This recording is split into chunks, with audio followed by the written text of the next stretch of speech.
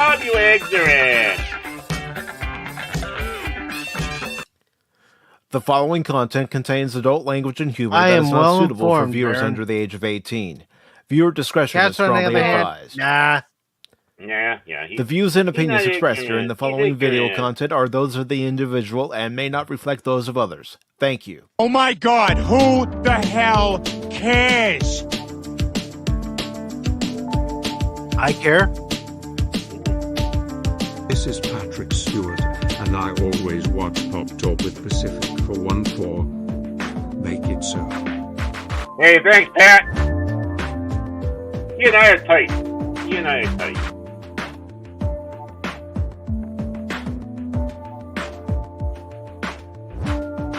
Is featuring in this? Well, look Yes, at that. Baron. Who is that awesome guy? The same guy who's talking right now before me. Well, watch out. He's turning his head. You might hit you with the chin. He's fine. Respect my authority. Oh, you have authority around here? Ah! Oh, it's gonna be that way, is it, Baron? Hey, I'm older.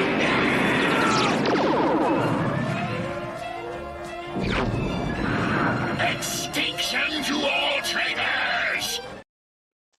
Good Hey. morning, good afternoon, good evening, and welcome one and all to this edition of Pacific Forum for Pop Talk for Sunday, November 3rd, 2024. Along with Cash Money 007 and Baron Norman Tag, I am your host, Mike. And today we have several articles we are going to talk about, and there's also a topic that Baron would like to talk about as well. And of course, We'll see the we'll messenger. take a look at the weekend box office to see how this week's movies have done. But as far as the articles we are going to go through, well, one of them's from Bounding into Comics, and it's about a disclaimer that's being put into Indiana Jones and the Last Circle. About time. Oh gosh! We need these disclaimers. I get scared, No, Baron gets very Baron, scared. we don't need the disclaimer for this. He wants Anybody to play a game. who knows their history of World War II and their history of the Indiana Jones movies knows who the antagonists Yeah. are. And I see Anonymous is trying to be a smartass again. What else is new? That's anonymous. I Every wouldn't expect time. anything less. He was playing with his wand too much, and then something happens. So. Wow, jeez, my feelings are hurt. Anonymous. Why you gotta be like that, man? Well, you know what goes on around the she shed at his house. I was playing around with my wand, and all of a sudden it went off. He goes up gotta to clean his. it up. He's like, "Are you the gatekeeper?" And he's like, "No." Yeah. And anonymous, that's information we don't need to know about. That's yeah. He's practicing his Did you get- Harry Potter spells. Did you get the tip of your wand trimmed? In the kind of the Hebrew way. Aaron, What? really, I- Baron? I- You're I gonna wanna join make- anonymous? You're gonna join anonymous again? Do I have to play it again? Yeah, we- I guess I do.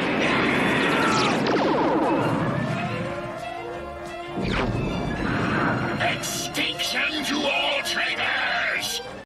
Oh man. I directed at him, not you. He attacked you. I was defending you, Mike. Come on. You do not attack your defenders.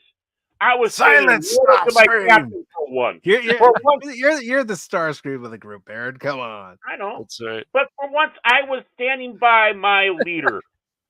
I was standing by you. Sometimes, for what?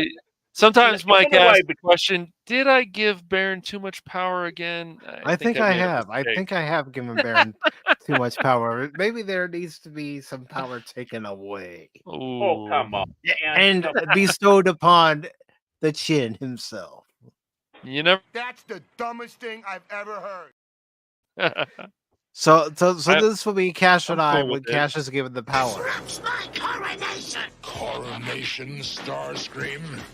This is bad comedy. Megatron? Is that you? Here's a hint.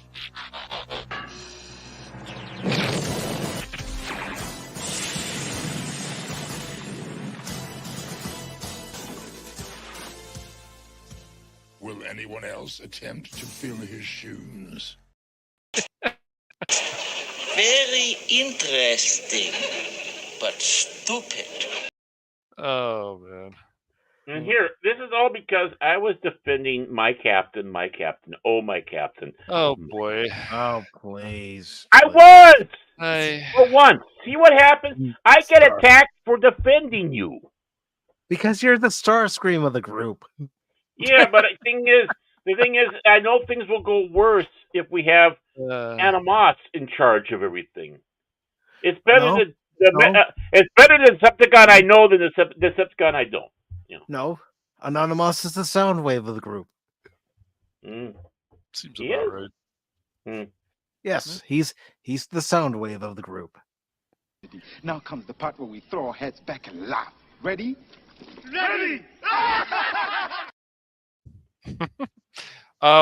Yeah, Jace, everything should be working now on the other side. Everything should be good. Yeah. Yes, they always come up on Pop Talk. And what I don't know. I don't recognize that language. Is that some weird I Norwegian don't work. slang language? That's a cuss word in my household. Okay, No. just keep that. Yeah. Just kidding, Jace. And get back to the topics we'll be discussing today. Oh, We'll we're be doing that. looking at an article from Ooh. Cosmic News where it says Wolverine video game Yeah. going in a new creative direction. Dumps Mhm. Miles Morales directors. Woo! Yep, I saw something about that. Yeah. You know, I forgot to have this stream on my stream. Why did you guys remind me? I'm hurt. Well, we'll Do we have to smash- hold your hand for everything? Oh, Yeah! goodness. Yes. We're gonna, Remember, I we're was gonna have to telling you. talk backstage about somebody losing power, Mike. Oh, That's no. just what I'm We need to saying. talk backstage, all right. I find your lack of faith disturbing. Oh, Baron. Oh man. Oh, One of Baron. the great Baron. scenes. That is one of the great scenes from Star Wars, though. Oh, of course. Prime. One shall stand, one shall fall. Why throw away your life so recklessly? No, Optimus Prime. No, why? Why? Damn you, Hot Rod! Damn you! Okay, back to you, Mike. You okay, Baron? You okay? No, you know how I break up every time I see that scene. I know. But we'll also be talking about an article from That Park Place by former Bounty in the Comics author John F. This- Trent. Yeah. Never heard of him. Bring back the comment section, guys. What the heck? Come on, Oh man. yeah, Where it Kevin. says, Yeah. Dragon Age, the Veilguard, player accounts dwarfed by Monster Hunter Wilds beta, described as concerning. Okay. Yeah, it's concerning. Yes. And then this one I find disturbing and weird, Oh no. Oh no. and it makes me go, huh? But it's also by John F. Trent, Oh, that's why. and it's on Fandom Pulse. It says, Sweet Baby Inc. CEO Kim Belair describes Super Mario Brothers villain Bowser as Bondage Daddy. I don't want to know. I don't want to know. But of course, Well, we're going to read it anyway. Well, then you're gonna know. So. And Glenn, good to see you. Hey, Glenn.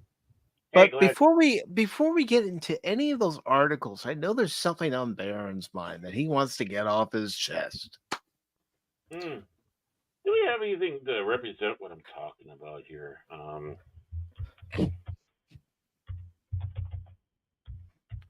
I don't know. I should have looked at. All right, here. I'm looking. Oh shit. Yes. Forgot something. Hey, Here, no kidding. I've got it. I've got it. You got it? Good. You know, you're a lot better at this than me. I'm jealous. I Oh tell you, boy. man. It's I just- am. No, no, That's, I'm that's why. I'm still learning. All right, Hey, there. there we go. That's the Okay. only thing I'm going to show. I'm not reading this. No, I said I don't want to read about this. I just wanted to hit that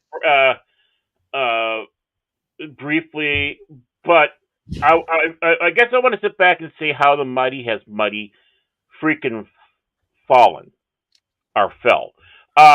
Gary Cassell, a good friend of ours, put the trailer on this on the old Twitter or Twatter or okay. X Okay. or Twix Mhm. or whatever you want to call it, right? Yeah. Making so it's like, okay, what the hell? Okay, okay, Gary, I will suffer for you, my friend, who will be seen on Tuesday, by the way. So be here Tuesday for that. See, notice That that is shameless true. plug for you, Mike. Yeah, there we go. But Woo! so I'm going to refer to him as Gary, like his sister does, his Jewish sister.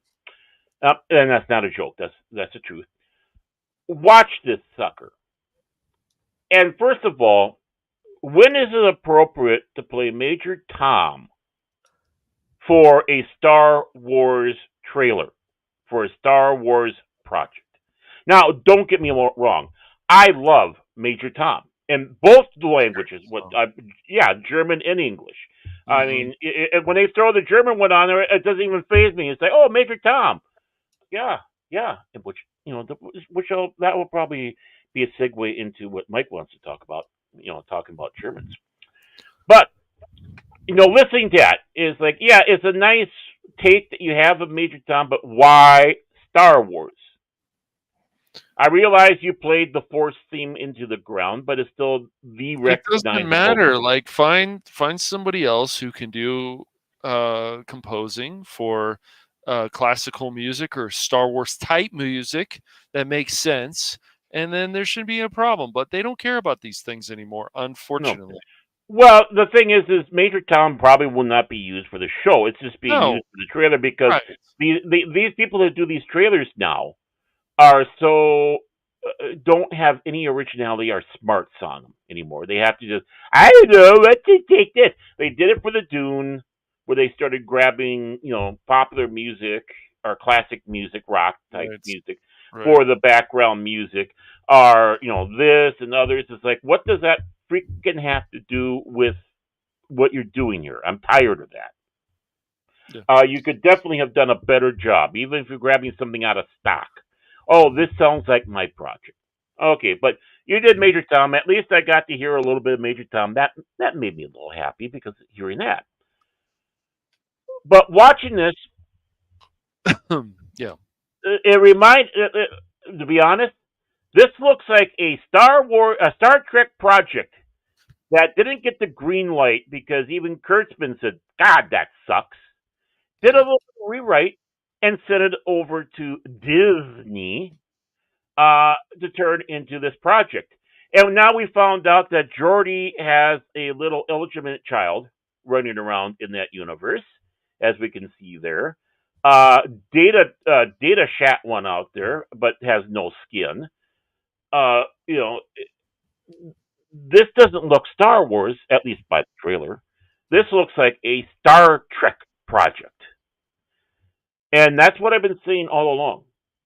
I've been saying all along about this. They have now homogenized or I don't know if that's a proper word, but they blanded everything down so much Right. that they can now mesh them together because you don't really know which project is which. Yeah, that's weird. Right. Now, I forgive my mother. My mother is a dear woman. I love her. She's a wonderful woman. She had to put up with me and my until now. I mean, for 56 years, she's had to put up with me. So she's a freaking saint. But I let her pass when she gets confused. When she calls Star Wars Star Trek and calls Star Trek Star Wars. Because it's not her thing. She's confused. She's about as, and this is not an insult, normie as you can be. But she loves her romance novels. And what's the only thing I really know about romance novels? Well, sometimes Fabio's on the cover. There we go. Boom. And they can be absolutely dirty sometimes. This looks like an absolute failure. Just like Prodigy is looking at its second axing with Netflix. Yeah, I saw that the other day where Netflix is looking at canceling the show. Right. Screen Rant is trying to give us some justice. Well, it's not the only show that got canceled after 2 seasons. Well, first of all, wrong. It was canceled after its first season, and now it's being canceled after a second season. So that's a double whammy on that. And don't try to use that excuse with the original animated series, because the animated series lasted 2 years. That's pretty good for a TV show that back in that day that they made for children. Mm-hmm. And if we have different circumstances with the animation, the cost, everything down their line, much more so than what they have today. Plus, you have more people that are really wanting to piss money away more today. And this is a piss away money thing. This probably could, everything about it, nothing about that trailer got me interested or excited about this. I just saw, hey, look, Star Trek battles. Is that what it is? Okay, what is this? Okay, there's a blue thing over there, but look, there's Data, but he's nude, and Geordi had a wild time somewhere. Look at his illegitimate child. What really honestly? What really honestly? Now, granted, I know someone's going to say, hypocrite, Baron Orman Tag in the comics had to have those special glasses to see himself. Yeah, that was done before Geordi. In fact, I always thought it was a bit of a ripoff. That way.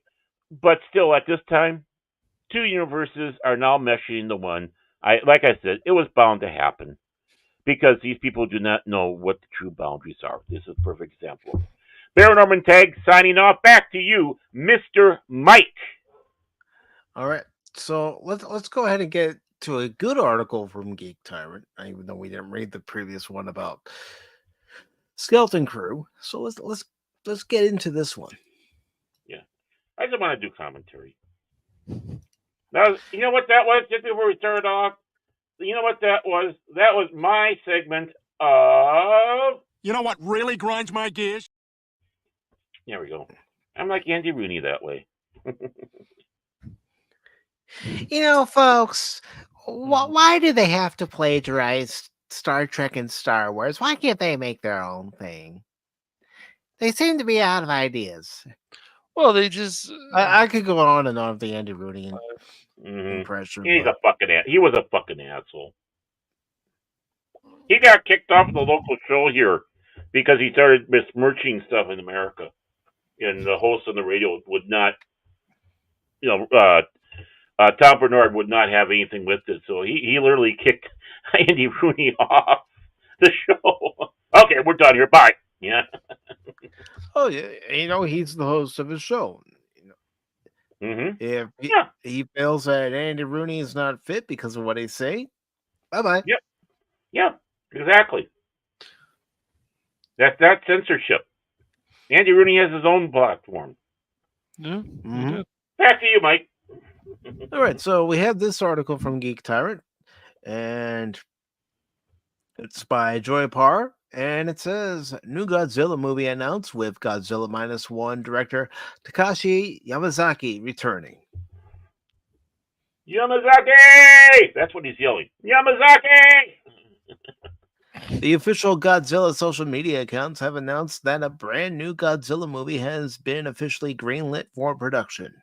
Ooh. Takashi Yamazaki, Godzilla -1, will return to write and direct the next Godzilla movie for Toho, and he will also lead the charge on all the VFX as well. Well, depending on the budget, if he can do as good as he did for Godzilla -1 in those VFX. Mm-hmm. Hey, do you hear that? Do you hear that? I hear that. That's excited orca whale song. Oh my word! Listen to that whale song. No, I don't. Oh, there's an orca. There's a happy orca. If that's what they want to do, I mean, the way the first movie ended was fine, but I don't know how else they want to add to it. But Cash. This is the Godzilla universe. Every movie ended fine. Shut up. hey, And you shut up, the Baron. orca that Baron is referring to Nice is try, Lord Grid of jackass. Everest Yep. Production. Probably one of the biggest Godzilla fans I know of, Yes. besides Stone Loki. Oh, hell yeah. Yeah. Yeah, exactly, Vor. Happy Orca. It's good to see Vor. Nice try, Baron. Vor. Nice try. What? Hey, I'm No, right. I'm no, right. you're Every Godzilla film ends like, okay, good enough here, and a new one comes out. You know why? Japan. But There do we we need a sequel to this one, Baron? That's the question. Cash. Cash? Why are you questioning this one in particular? It's not Why? coming from Hollywood. I'm just saying that, Cash? sometimes things can Cash. just be left alone. Cash. Cash. Godzilla, Japan, go for it. But That's let's why we continue. have 15 million Godzilla freaking flicks out there. Some better than others. Yeah, But I mean, what, it could be good. It's 1956 just, or whatever? Yeah. Cash. It could be, but still. Cash. Mhm. I've got a word of advice for you. Take it easy, man. I'm perfectly calm, dude. Calmer than you are. You just take it easy. Calmer than you are. Calmer than you are, Mike. Calmer than you are.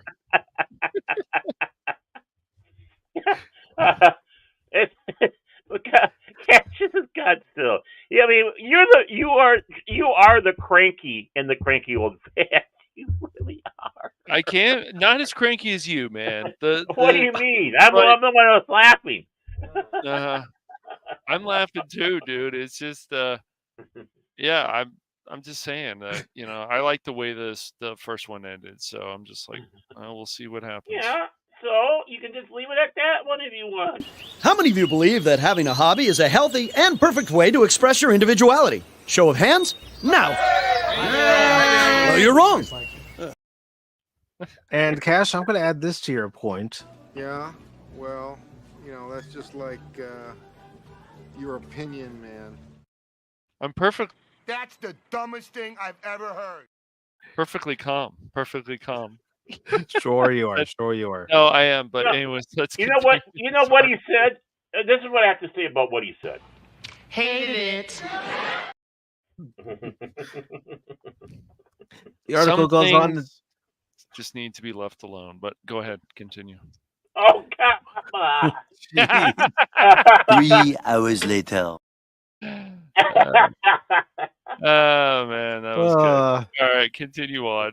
Cash, we have fun here. I've just got one thing to say to you. If you've got an issue, here's a tissue. Good. It better be a good tissue then. I find your lack of faith disturbing.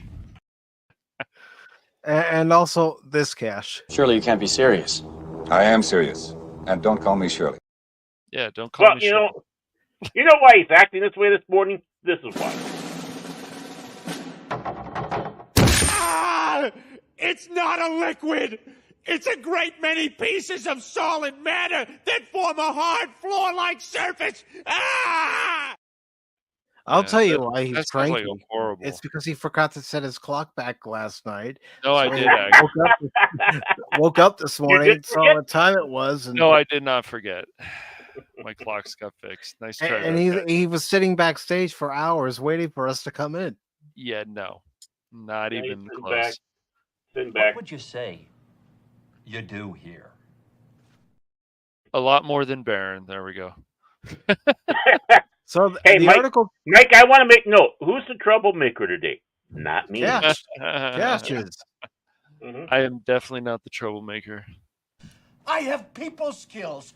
I am good at dealing with people. Can't you understand that? What the hell is wrong with you people? Yeah, what is wrong with you people? But yes, let's continue on. I can't stop laughing. The article continues to say there are I'll mute myself. I'm laughing. there aren't a lot of details on the project, but you can Watch the official emergency announcement video below. This is exciting. I assume this will serve as a sequel to Godzilla Minus One. Yamazaki previously talked about a sequel, saying, if I were to direct the next Godzilla movie, I would like to do a sequel to this one. There have been 2 standalone Godzilla films in a row now, so perhaps the next one will need to feature a villain monster. He also explained that he wants to make a kaiju versus kaiju movie that's actually good, saying, I don't know if anyone has achieved a more serious tone of kaiju versus kaiju with human drama. That challenge is something I would like to explore. I like his attitude. Mm-hmm. He Positive has attitude. a challenge. Yeah, not only that, he knows it's a challenge, and he's willing to take it. And gentlemen, we are being graced by Big Daddy T-Gap. Hey, Big Daddy T-Gap, Steve, how you doing? That's right. He riding on in here. Wow. And of course he says, what is wrong with you people? Answer, a lot. Amen. Amen. You got that right, T-Gap. Well, I blame some of my problems on the Chicago Cubs. Okay. Some? I think all.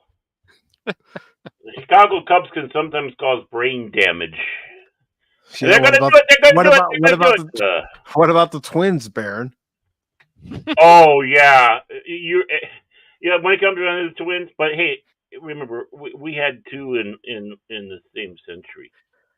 And, but yeah, the Twins, they're basket cases. That's what, never mind. I was going to go political, but I'm going to hold back.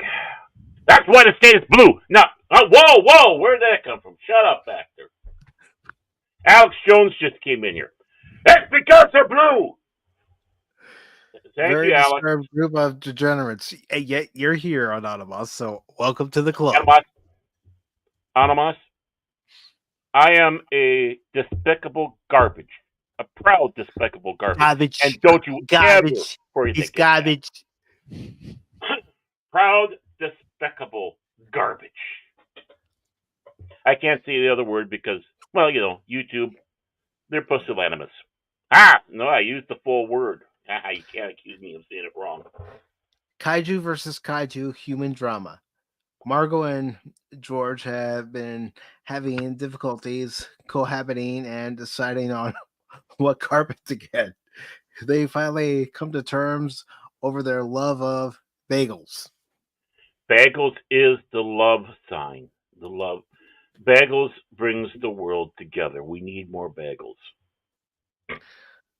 Then Godzilla slams the building with a fist and crushes them both into a paste. Ew.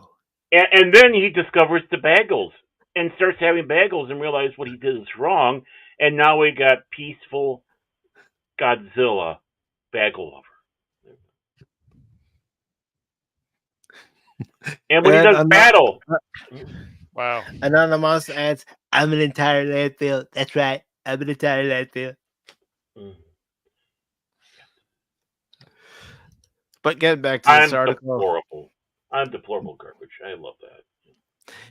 He went on to add, when you have movies that feature kaiju battles, I think it's very easy to put the spotlight and camera on this massive spectacle, and it detaches itself from the human drama component. He also previously said he would like to do plays with Mechagodzilla and Ghidorah, so we might see them eventually pop up, which would be cool. And that's it for the article. Well, I'm just gonna say, if it is a Godzilla -1 sequel, I'm gonna go see it, as long as it comes to the States, of course. Oh yeah. Mike's turning kaiju. He's turning kaiju. He really thinks so. I really enjoyed Godzilla -1. Turning into kaiju. Yeah. Well, hey, I have yet to see it. I do want to see it. But you know what's wonderful about this article, especially with Yamazaki. There you go. Yeah, I got it. I had a little hiccup there, but he identified the problem some of the other Godzillas have that they had, especially when you had kaiju versus kaiju. Sometimes turns silly. It's despicable. That's me. Spectacle of the kaiju versus kaiju. Other things around that gets shoved in the background. Maybe melodramatic and comical or silly. He wants to maintain that story and have it balanced, and that's the big thing. Balancing the human element and the kaiju element. So one doesn't overpower the other, is what the effect is. He sees that. And he knows how to work with a smaller budget. And he's got one of the biggest things already. He's got the Godzilla. I don't know if they were using suit CGI, but it doesn't matter. They got Godzilla already. So they just need to add in their kaiju. Which one is it? Well, hopefully we'll find out soon. Yeah, but this is what filmmaking is, okay, I want to take that next step instead of just writing on the name and the fact that it was successful and basically turn it into, that the Caddyshack 2 of Godzilla Land. He wants to even do better and make it the Godfather to Empire Strikes Back of kaiju. That's what it sounds like. Yeah, but even if you're not a big Godzilla fan and so on, I would say even for the human element in -1, it's just a great film. I still say it's an 8 out of 10. Mm-hmm. And I'm not the biggest Godzilla fan, but we noticed. But again, it's good to have a director who was a part of the first one, who's coming back to direct the second one, show as much enthusiasm as he is for the project coming up. Yeah. Yes. And wanting to do better, even more. So maybe I'll try to be more optimistic about it. It's just I haven't watched that many Godzilla films, but as I said, -1, you haven't watched it yet, Baron. I still say it's a great. Not film. This one, no. I've seen Godzilla, but not this one. Yeah. What we need to do a Clockwork Orange with Cash. We need to tie him to the chair, have his eyes open. We can take turns dropping the things in his eyes so he doesn't get dry. And he goes for like 24 hours or so watching kaiju films, Godzilla, Mothra, all those other ones. No. We're going to do that. We're going to do that, and you'll then appreciate the beauty of these films. So what I could do is I could check and see if Godzilla -1 is available to rent, and we could have a watch party of it. Ooh, that'd be good.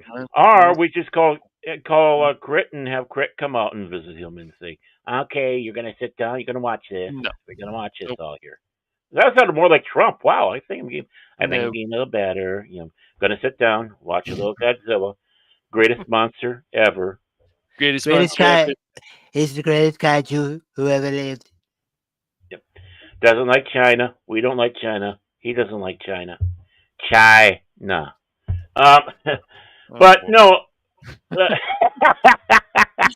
Hey, Mike just got banned in China for some reason. Wow, that's crazy.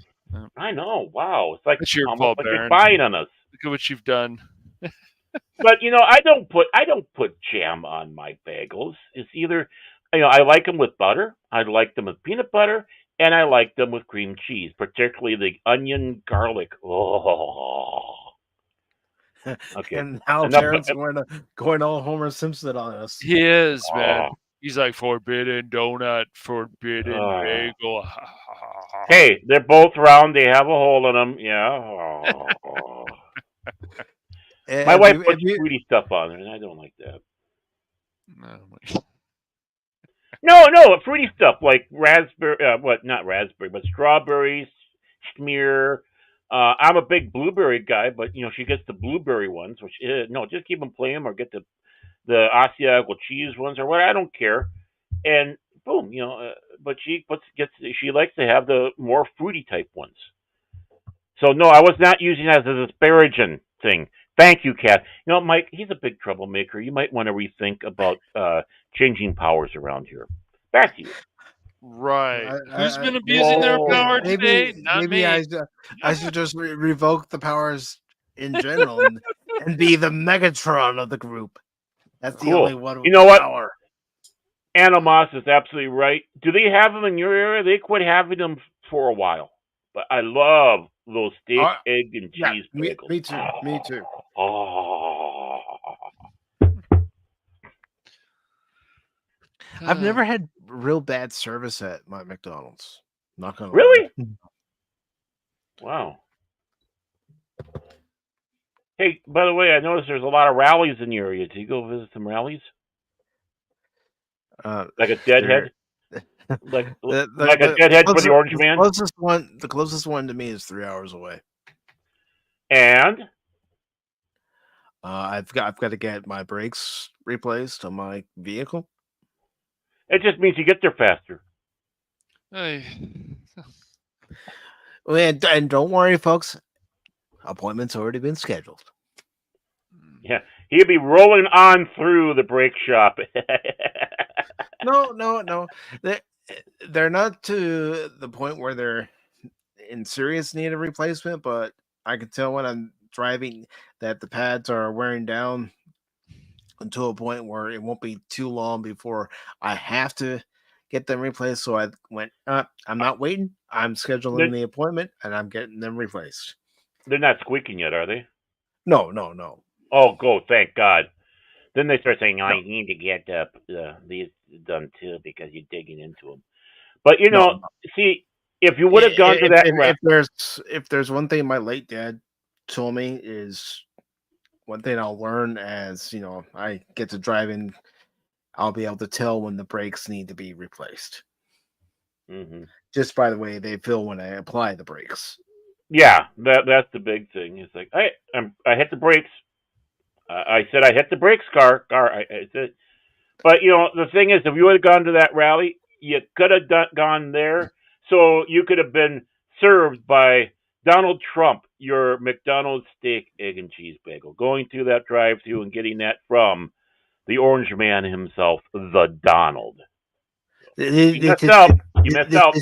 This is a bagel, but it's not just any bagel. It's what I made for you, so enjoy it. You can enjoy it.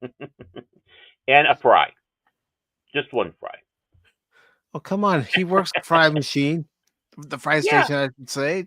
But he was only giving like one fry out to the press. He gave one thing out there. He goes, one thing of fries. And share that amongst yourself. Enjoy. Fuckers.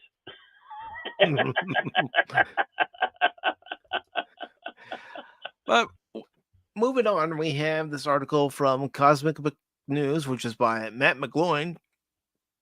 And it says Wolverine video game going in new creative direction dumps Miles Morales directors.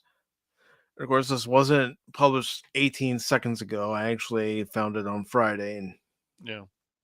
Well, maybe that was 18 seconds ago. You know how time is kind of funny.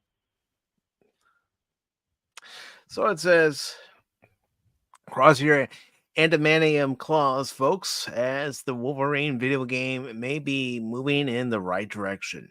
A new report states the Wolverine video game in development at Insomniac Games is going in a new creative direction, which has seen its creative director and game director replaced, who were behind the Miles Morales game. And there was much rejoicing. Yep. Fans haven't been happy with the Wolverine video game following leaks revealing questionable art for the characters, particularly with fan favorite X-Men character Jean Grey. To boot, back in June, it was said that woke gaming consulting company Sweet Baby Inc., who we'll talk about later, was on board the Wolverine video game, who fans abhor, and who was recently behind the mega bomb Suicide Squad Kill the Justice League game that led to a $200 million loss for Warner Brothers. Yep. Baron's favorite. I just found that out recently. It's great. Mm-hmm. Yeah. Sweet Baby go on sale fast. Sweet Baby Inc. also worked on Unknown 9 Awakening, which is massively tanking, as well as Flintlock, The Siege of Dawn, and more. Sweet Baby Inc. also recently changed its website to apparently wipe out its woke agenda. Interesting.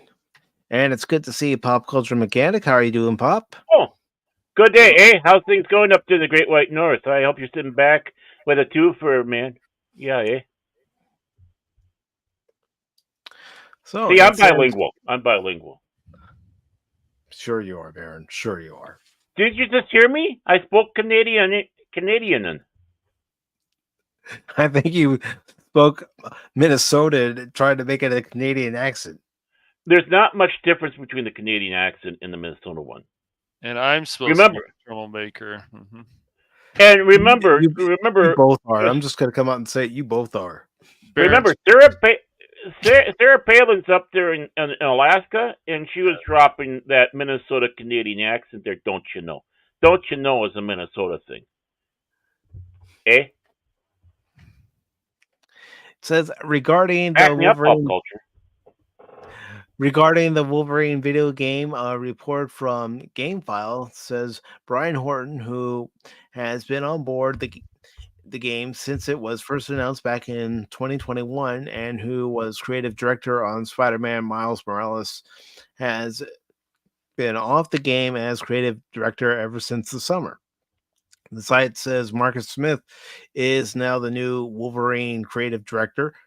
Mike Daly is also now serving as the Wolverine game's new game director.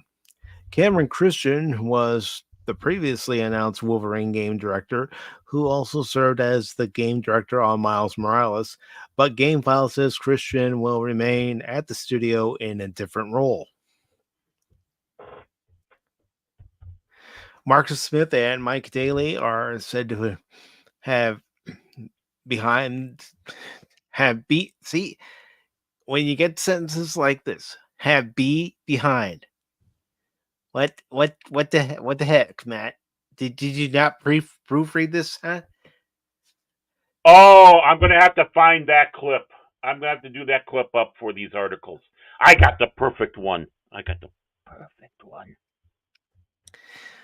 But I'll just say have been behind the acclaimed PS5 release of Ratchet & Clank Rift Apart and Insomniac, which Cash enjoys that game. He played it on hard difficulty. I did. Quality game. And Pop Culture says he's out west, so his accent is very different. The Wolverine video game has no release date as of yet. It's being developed for the PS5. You can watch the teaser below. We're not going to watch the teaser since they're already going to be redoing the game. And I'm sorry, Jean Grey. Yeah, maybe she's in her late 50s. Well, you guys haven't read any of the leaks before, right? Because no. Jace shared some of the leaks with me, and the game is Jean Grey. All right, you guys ready for some of these leaks? Okay, so this is something crazy. So Sinister is behind the Sentinels, not the government. So that's weird. I don't know if they're going to change that again. Jean Grey, of course, gets involved with Wolverine just like she does in the comics. Then Sinister says, "Oh, Wolverine caused your parents to do that," and so Jean Grey's like, "Fuck you, Wolverine," whatever. And so you're just like, "What? Wait, this is really weird." And I guess also Jean Grey at this time is supposed to be about 17 years old. Yeah, that's for some reason Gene for. But yeah, so those are some of the leaks, and I'm just like, what? And Jay saved a bunch of this stuff. Now, are they going to change a lot of this stuff? I don't know, but it's crazy. You know, Jean Grey's supposed to be 17 in this game. That rendering did not look like a character who's supposed to be 17, maybe in their 50s, but not in their teens. Come on. So this is one of the. Please tell me that this is just like a pre-image before the game gets released type of thing, until they get the graphics better. Because, or tell me that that's photoshopped, please. because that's Exactly, Vord. It's not And, it's not and Void, this is something we've been questioning for yes. quite some time now. Whenever we read an article, is this actually written completely by a real person, or is it partially written by a person and then the AI takes over? And But yeah, it's the combat doesn't look bad. It more looks like the Batman type combat, which is not terrible. But not from what they had shown earlier, probably at least a few months ago, but the leaks from what they said and the way Jean Grey treats Wolverine and her age and the fact that Wolverine was the one who killed her parents and then Sinister tells her and all this stuff. These were in the leaks. Like I said, I don't know if they're going to change it, but it just sounds stupid. And I hope they get some brains on this because they could make a really good Wolverine game. There has been some. I think Origins is one of the best a lot of people like. So, yeah. All right, man. No problem for. Yeah. So I just it's weird. But when I went over this with Jace was like, "What is this?" And I'm like, "I don't know." What is this? I just don't know. They're changing Sinister. They're changing this. They're changing that. It just doesn't make any sense. Why would Sinister be the one behind the Sentinels? Like, it doesn't make any sense. But they'll try to make it sense. They'll try to make the sense somehow. Well, why not? Why Mhm. not? Of course. Come on, you ignorant. You ignorant. Right. That's right. You go sit in the corner just like Picard. I'm sorry. I'm so sorry. Yeah. I'm so very, very sorry. Yep. But yeah, it's I'm those so are sorry. those are the leaks, and I'm just like, what? It's so stupid. I don't know. I don't know what they're thinking. It's like doesn't sound right, but yeah. Mm-hmm. He's almost there. He's almost to. You know, it really grinds my gears. No, I'm not. I just find it. You're funny. there. You're almost there. No, I'm not. Nice try, Barry. It's just funny and silly. So yeah. I hear that the Deadpool game is pretty good. Pretty good, I hear. Yeah, I've watched people play that before. It looks pretty good. Pretty good. He feels pretty. Good, he says. He feels pretty. He feels pretty. You do, Baron. I know you do. I said happy he. for you. He. I didn't say me. You, Baron. You. Oh. It's okay. Hey, I'm handsome. But you feel pretty with that big chin. Gosh. Listen to this super guy. Super chin. He's got that super chin, you see. Oh, boompa, boompa. Hey, be nice. I'm getting something special ready here. Okay. I'm sure you are. I'm still paying attention. I'm sure you are, but before you present whatever that's something special. Well, I'm not ready yet. We're going to talk about Dragon Age, the Velguard. Oh, well, okay, so it might be used in that. You never know. This comes from that Park Place. It's written by John F. Trent. It says Dragon Age, the Velguard player counts dwarfed by Monster Hunter Wilds beta, described as concerning. There was around 17,000 current players or something, and it says on Steam that it's one of the top sellers. But let's see what the actual sales are going to be in a few weeks, maybe longer. Yeah. EA and BioWare's Dragon Age, the Velguard had a lukewarm release that was completely and utterly trounced by the Monster Hunter's Wilds beta. On its release date, Dragon Age the Velguard's player count peaked at 70,414, a far cry from the breakout potential EA CEO Andrew Wilson claimed the game had during EA's Q2 2025 earnings conference call. Wilson said, I certainly think Velguard has breakout potential. Again, 10 years ago, Dragon Age Inquisition won Game of the Year and was a very strong performer for us in the conduct of our business. This is entertainment. So while much of our business has moved to live service moment to moment, deliver innovation and creativity for a deeply engaged community over the course of time, This opportunity to bring in incredibly high quality creative storytelling set in an amazing world with rich characters living out those stories, you're able to capture that moment in entertainment. Success almost certainly follows. Well, maybe not in this case. The game's peak player counts were dwarfed by Monster Hunter Wilds, which hit a peak of 463,798 users. Of note, the beta test for Monster Hunter Wilds is free, while Dragon Age The Veilguard costs $60. Yeah, it's actually a decent price. Go figure. Wow. Yeah. However, if one goes back to August, Black Myth Wukong's benchmark tool even beat Dragon Age The Veilguard. The benchmark tool hit 85,277 concurrent peak players. And I've watched streams of the Wukong game, and I think it looks pretty good. Yeah, I'm gonna get it sometime. Well, Dragon Age The Veilguard only hit 70,414 in its first day. It is likely to see the number increase as players pick up the game over the weekend. Similar trends were seen with recent releases such as Metaphor, Fantazio, probably said that wrong, which saw its peak player count hit 85,961 on its first Sunday after being released on Friday, October 11th. Dragon Ball Sparking Zero followed a similar trend, albeit it peaked at 122,554 concurrent players on Friday, October 11th, after being released on October 10th.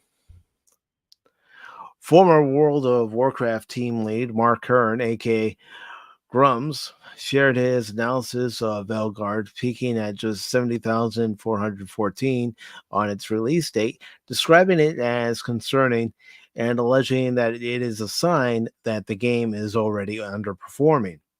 He wrote on X, "It's true, California isn't online yet, but people joining earlier are leaving the game, or you would see the curve stack more."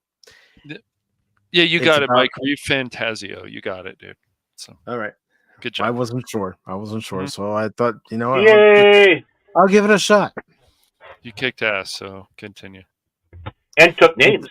Mm-hmm. It's about session time. Long form RPGs tend to have really long session times versus, say, first person shooters. But we're not seeing that here. People are logging off after a relatively short amount of time. And that's what I believe he meant instead of about of time. Because about wait, time, did we have bad writing in there? Was that bad writing? Yeah, but this is what somebody wrote on X. So okay. Whether this last part of their sentence was what they wrote or it was typed wrong, but still, you got to question it. That's why I'm questioning more and more articles we read. Yes. Well, the thing is, there was that in there. Doesn't matter. Here it is, the world premiere on Pop Talk this Sunday. Me fail English? That's impossible. But here's the tweet down here, Baron. Oh, I got my finger ready.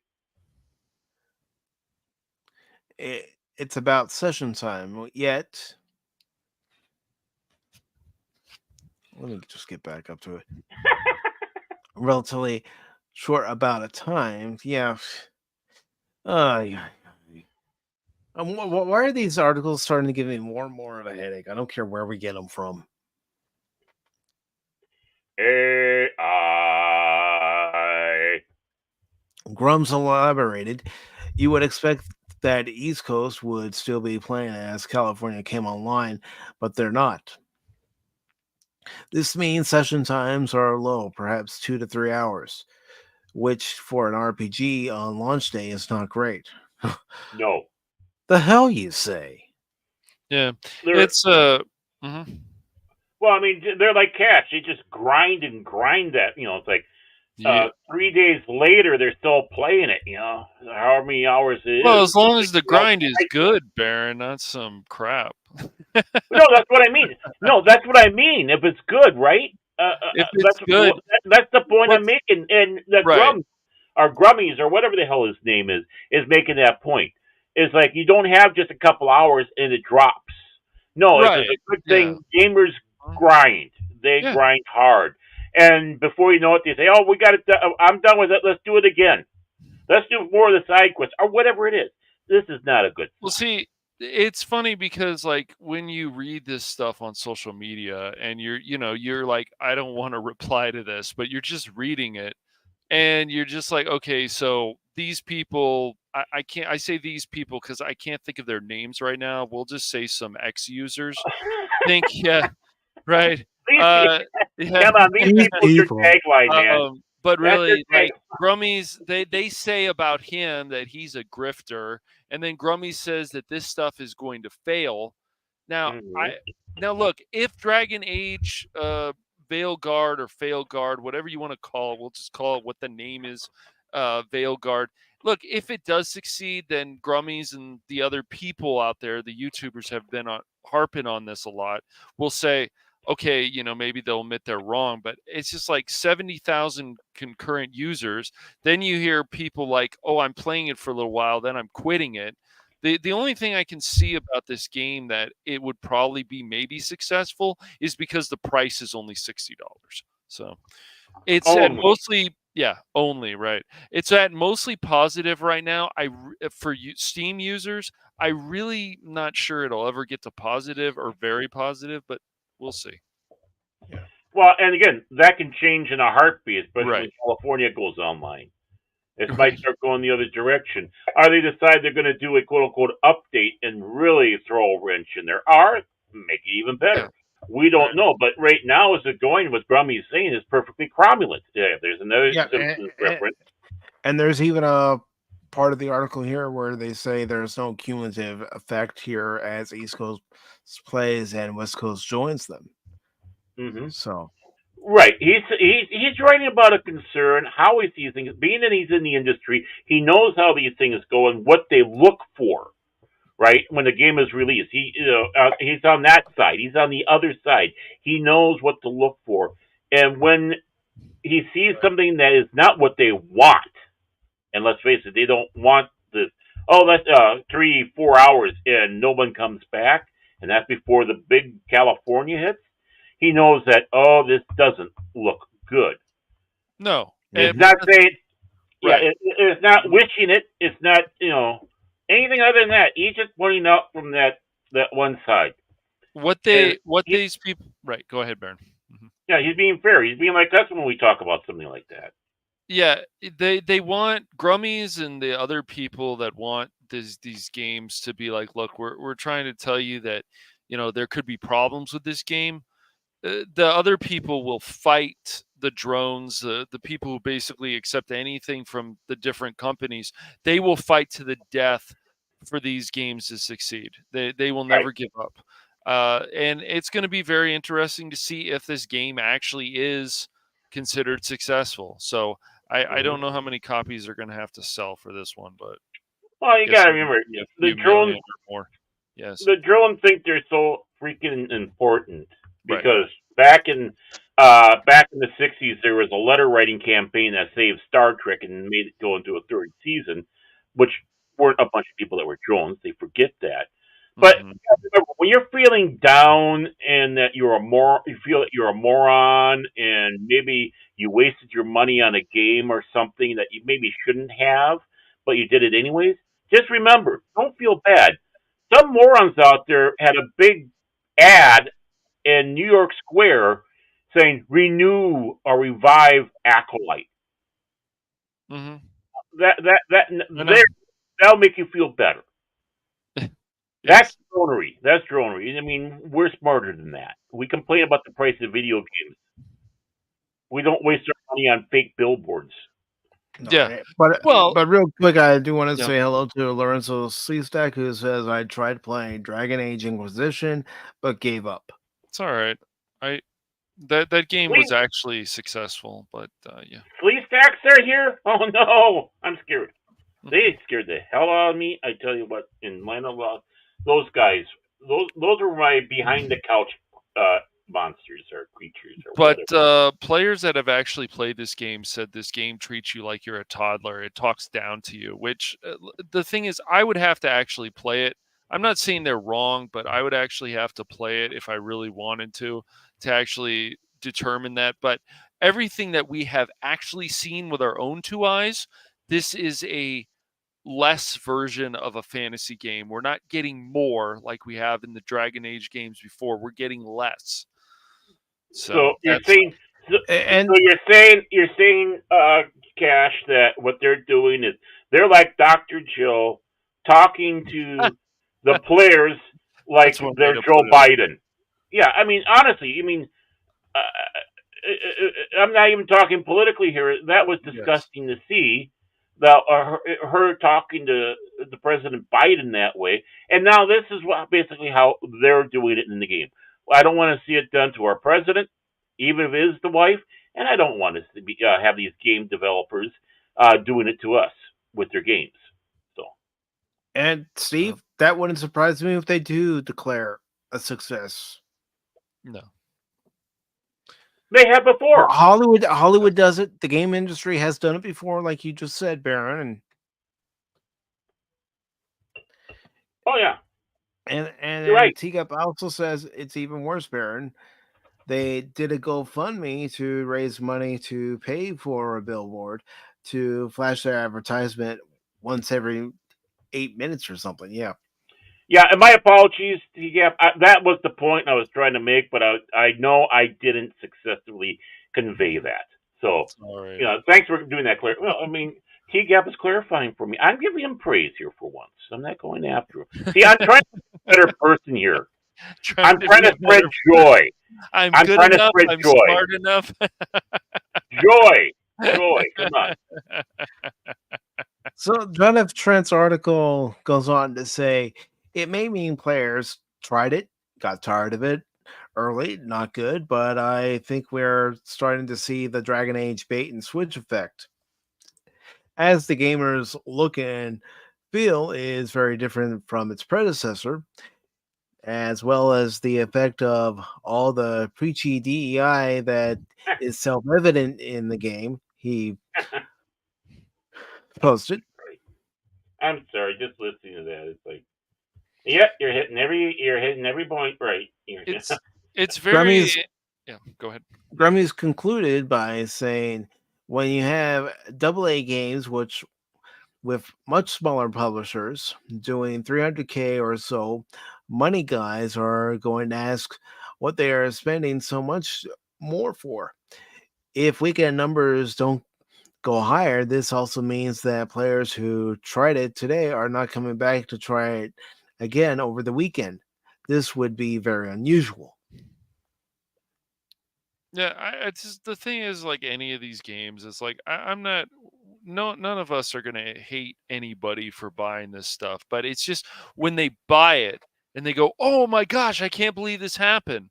Then you look at them and said, "Are you surprised? Remember what they've been talking about for a while?" Like it's just look.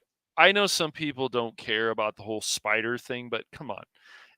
There's got to be. It's a fantasy game. How can there not be spiders? And if there isn't spiders, then fine. You can turn them off like you can in Hogwarts Legacy. But you should have an option to turn them back on for people who want the spiders. It's a fantasy game. Why can't we have spiders? Because I'm scared of spiders, Cash, even in games. If I see a spider, then I'm going to put the game down and I'm going to write a nasty letter to the developers and publishers about it. Like, I get it. Actually, I kind of believe why Mike. wasn't this a spider-safe game? You know, I kind of believe Mike. I don't think he's doing satire. I think he actually would do that. How dare you put spiders in here? But like, they're spiders. It's a fantasy game. But I just the whole thing is like, you can take the woke stuff. This is everything that you can see with your own two eyes. You can tell that they're making everything less. in a fantasy game, and there should be making things more, not less. Right. Yeah. So people that want to just complain about the woke stuff, the woke stuff, the woke stuff, the woke stuff, like Grummies, and there he does make his good points. Sometimes I think he goes overboard with things, but I think you can say that about a lot of people. I just there's more. Yeah. Right. There's more to the problems with this game than just the woke stuff. That's just some of the problems. So if people, at least the price is decent. I don't know if this game's going to be a success. It's very interesting. I read an article the other day about how BioWare is already trying to move on to the next Mass Effect game. So I don't think they're going to have DLC or anything like that for this game, but it's just funny. So it kind of says, did you guys not think that this was going to be that big of a hit? So let's move on to Mass Effect again. I don't have that It's information funny. available to me right now, T-Gap, but I'm sure it's easy to find. I bet Grummy's over on X has all that information. Yeah.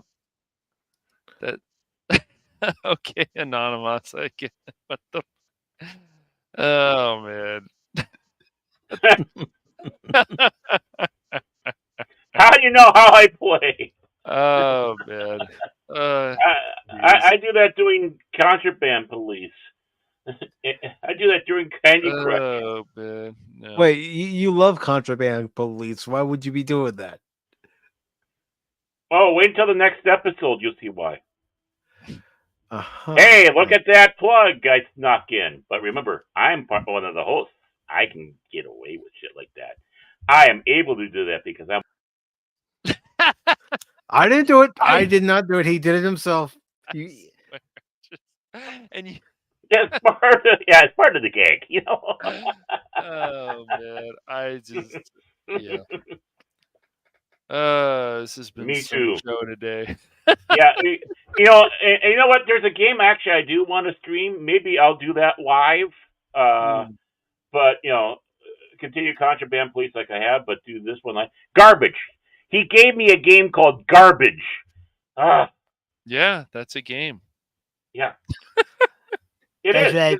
It is. Venom and Tech. He's garbage. Well, That was a Well, free if you don't game. mind- Yeah, I got some free games from Fanatical. I know, so, I know, yeah. I know. Because you sent me some of those codes Mhm. too. I did. Yeah, and I got Garbage. I'm trying to figure out what he's trying to say with. That game But is crazy. You play it? Okay. Well, I've looked into Do you it. think it's a good? Do you think it's a good streamable game? It I could. haven't I'm played sure it it'd yet. be fine. Yeah. Okay. Yeah, because you know, it's just where we got to go. Is it?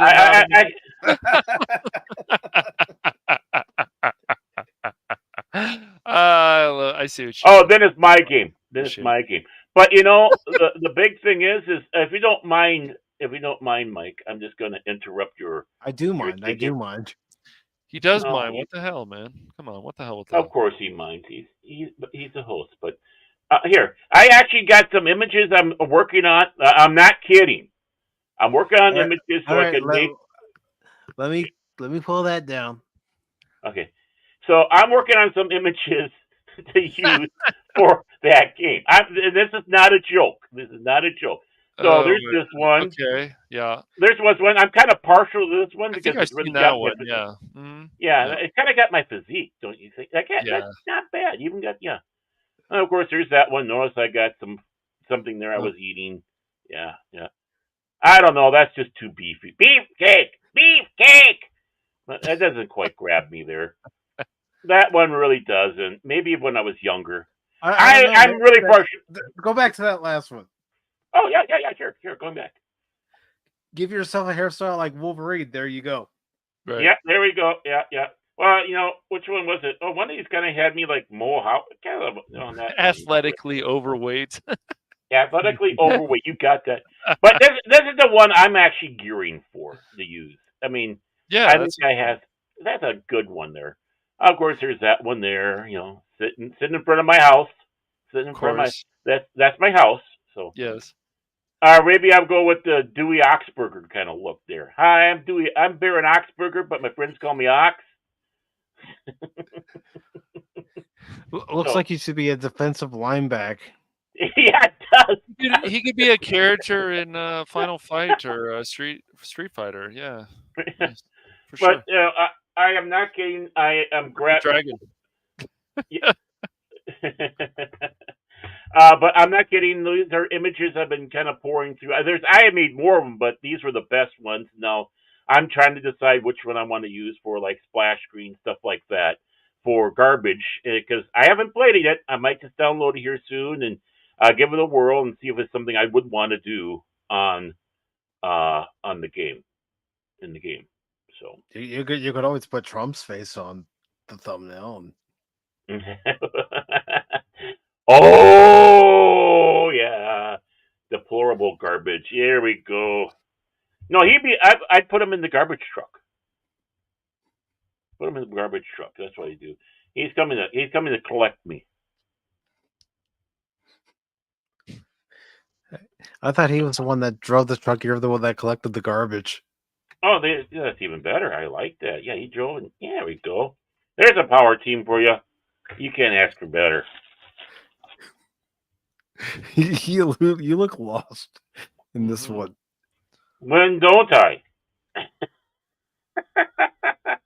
He's like, I don't know about that mustard stain on there. Oh well. I used to be a co-host of Pop Talk. Mm-hmm. I got fired, and the only source of income I had was the 540 studio, the Beyond, and look where it got me.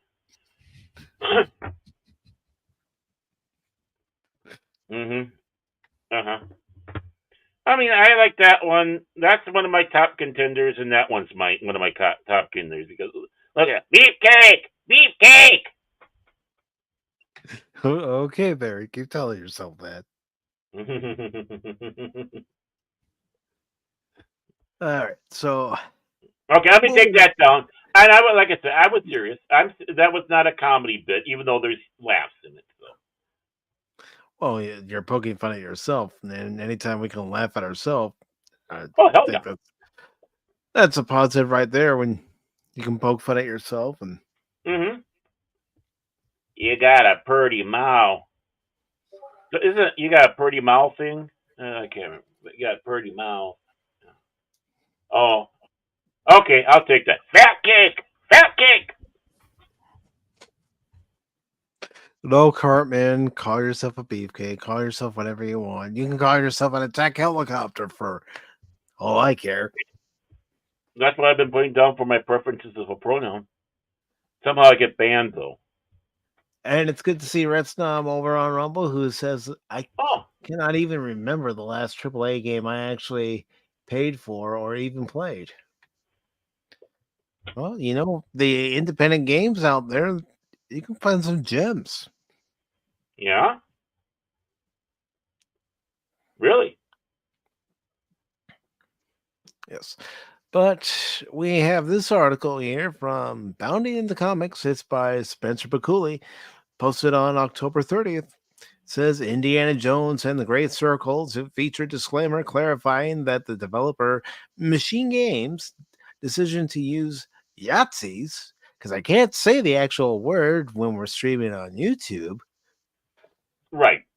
Even though it's a reference to the fascists from World War II. National Socialists. Let's call them what they are so people actually know what that word means. National Socialists. They are socialists. That's why I like to say that. Thank you, YouTube, for making me call them the proper name because they never like being called the other one. A proper one, a true believer, always call themselves National Socialists. The other word was actually a slight towards them, an insult. And no proper National Socialist would ever call themselves or be called that. So what happens? I can still say National Socialist, but the name that was being used to mock them, we can't say no more. You know why? Because they're all fucking idiots. So let's call them National Socialists like they really are. Socialists. Back to you, Mike. But anyways, to use them as enemies should not be in any way construed to condone, glorify, or endorse their ideology. Okay, calm down, Mike. Calm down. Don't. While he's doing that, I'll take over here while he takes a couple breaths. Well, yeah, I mean, these are bad guys. They're being treated like bad guys. Why do you get triggered by that? Isn't this your Bad friggin' guys. dream to go out? How many people do you have out there that says punch a Yahtzee or go out there and say shoot a Yahtzee or whatever, right? But then this game comes along and they do exactly what was it? Was it Animos or was it T-Gap was saying? Curled up. Yeah, there we go. And they end up going like that. Yeah, Yes. yeah, right there. It's hard to play a game with Yahtzees when you're crying and sitting in a puddle of urine. They turn into that when your job is to battle them. I got news for you, you pusillanimous people. See, I said the word properly, full out, so people know I'm using it properly. You pusillanimous people, don't watch Raiders of the Lost Ark, and don't watch the. Don't watch The Last Crusade either. Yeah. Exactly. Don't watch those movies. Do not watch those movies. Because you know how at the end how the villains and their faces melt and all that? That will happen to you. You little fucking snowflake pusillanimous buggers. Well, here's the thing. Any of us who went to school in either the 70s, 80s, or 90s, we were taught World War II history. And we were told about what the Germans did. The National Socialists, I'll say it that way since I can't use the term that even we were told about in school, but we were learned why they were bad. Mm-hmm. And the horrible things that they did. And if you're ever going to watch a World War II movie where it takes place during the European theater, guess who they're fighting? Guess who they're going to mention? The bad Germans. Mm-hmm. Not all Germans were. No. In fact, one of the greatest generals. I'm not saying. Oh, I know you're not. Bad. I'm just saying. No. But I know you're not. I know you're not. I'm just bringing it out to the people watching or might be watching in the future here. Not all Germans were. In fact, their greatest general, Erwin J. Rommel, was not. In fact, he made sure that the broken cross was the smallest symbol on all his equipment.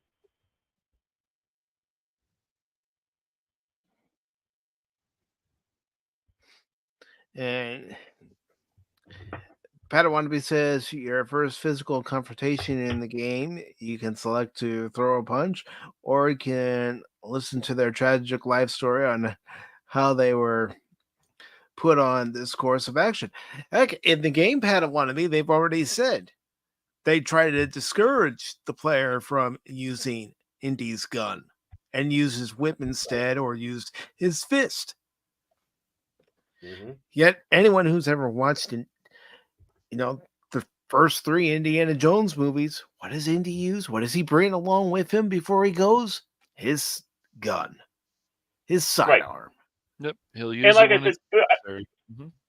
Yeah, and like I said, for one of the, people might go, really? One of the things that was impactful for me in that movie, and then there were several, don't get me wrong, but one of them was when he gets the okay to go after the Ark, and he tosses his revolver into the suitcase because he know that shit was going to happen. Yeah, he knew where he was headed. He knew what was going on over there. Mm-hmm. Right.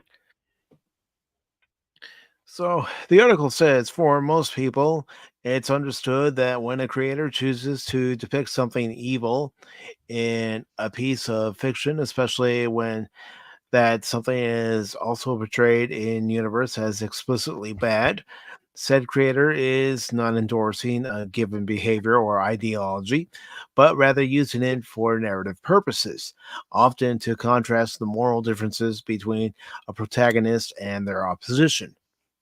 However, the same apparently does not ring true for the video game industry's modern audience, as, like many games before it, Indiana Jones and the Great Circle will feature a very performative disclaimer assuring players that despite developer Machine Games' decision to pit the iconic archaeologist against the historical Yahtzee regime, the studio themselves does not endorse it in any way, shape, or form. This coming from the same company who had no problem using it when they were developing Wolfenstein games. Let's not forget that. Really? Yeah, I Really? think They did that? And again, it's within historical context. I realize that's gone by the wayside nowadays, but if you're using historical reference, historical context, then there are certain things that have to be in there, good or bad. Yes. Well, I mean, and there's also the other thing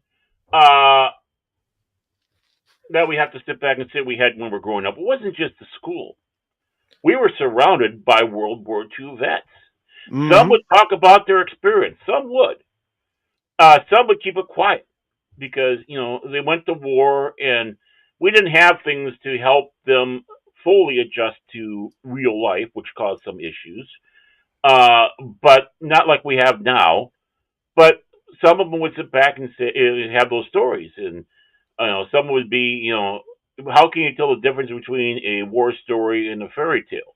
Well, a fairy tale starts out once upon a time, and a war story starts out, and there I was. And you hear that from the vets. They laugh. I told that joke one time, and they couldn't stop laughing.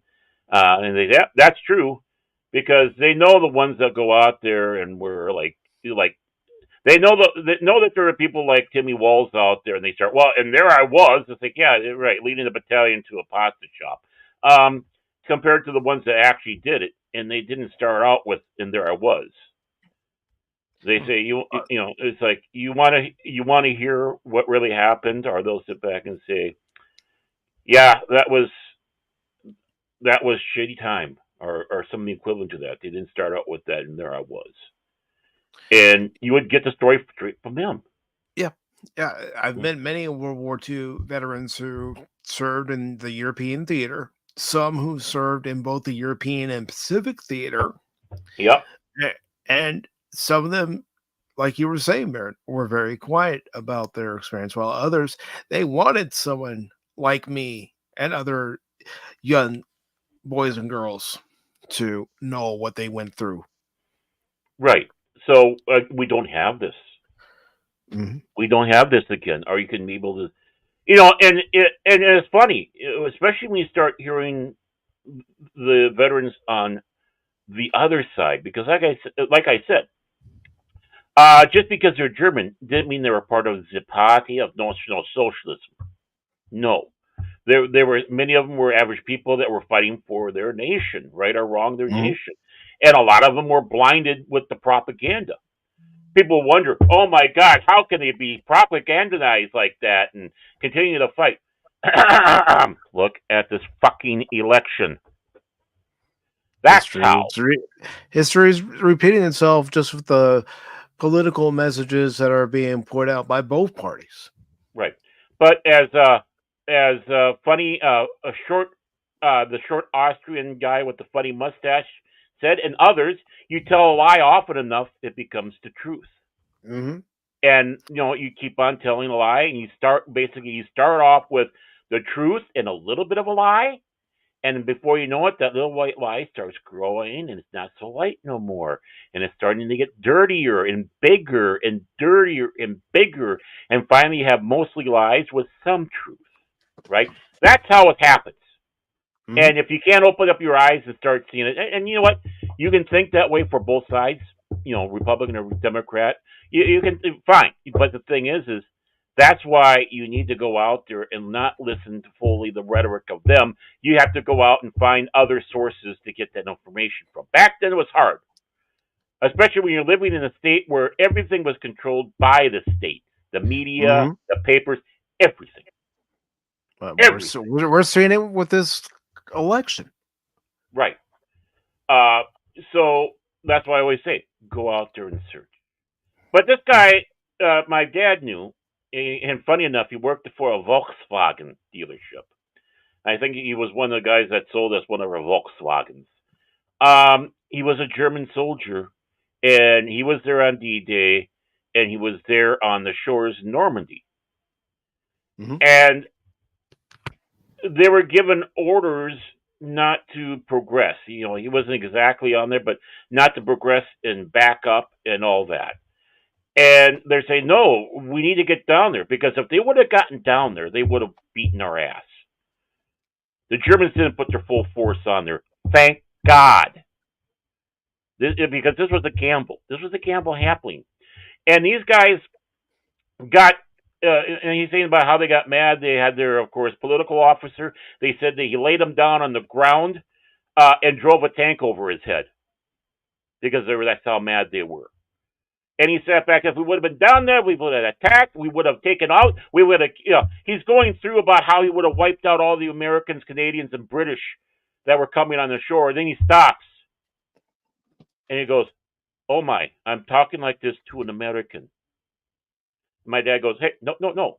You're venting. You were on the other side. That was my father's war. I had my own war to deal with. So please, go on. And what's important is now you're seeing how they looked at things on their side, which is just as important. It's not a bad thing. And it's not glorifying. It's not a bad thing to hear what both sides were going through from their perspectives, points of views. Right. But that's bad now. You talk about I know society now, at least certain sectors of society say it's bad now, but I'm sorry, I'm not going to change who I am. I want to know both sides of the story. Exactly. I mean, I know I told this story before, but I remember being down in Orlando, Florida, and I got in good with one of the captains of the police force when I was down there working for many reasons. And he was a black guy, right? He's just an average black guy working down there. I don't look at that, but I'm just bringing it because there is an importance to the story. And we were talking about, because at that time there was this big thing about, what the blacks did in the war. And we're bringing out the point that, them over glorifying on the European front is not quite correct. Yeah, you had black fighters over there, but they were mostly your truck drivers and such. And yeah, you had the Red Tails. Yeah, but we said, what they're ignoring and passing and not even talking about is the Pacific Theater, where the blacks went over there and they kicked ass and took names. They were the ones that were going into harsher situations, and they would have had more of a better time doing the European front than the Pacific front. Why? Because the Japanese, and we sat back and said this, the Japanese, when they came around to racists, made the Germans look like pikers. And we can see this today because a lot of the Asian countries, how they still treat black people. Finn, anyone for Star Wars? And that was how many years ago? Not that many. They still do not like blacks. And we were talking, it was in like a bar section, and basically we came in and he was talking to your classic looking Southern guy, but he's black too, with a baseball cap, the overalls, and all that. And he was just sitting there, listening to everything. And this police captain, I wish I would remember his name, but so many years ago and all that, in Swiss Green Machine. And he's just sitting there, literally his mouth is open in shock, and he turns to this old black guy and he goes, "Is this true?" And the only words I ever heard from that gentleman were, "Yep." That's where we found out this guy was a Marine in the Pacific Theater. And here he's watching two crackers. I don't know if we can say that. I don't care. Fuck you, YouTube. Because it's me. It's my word. Okay, back to the story.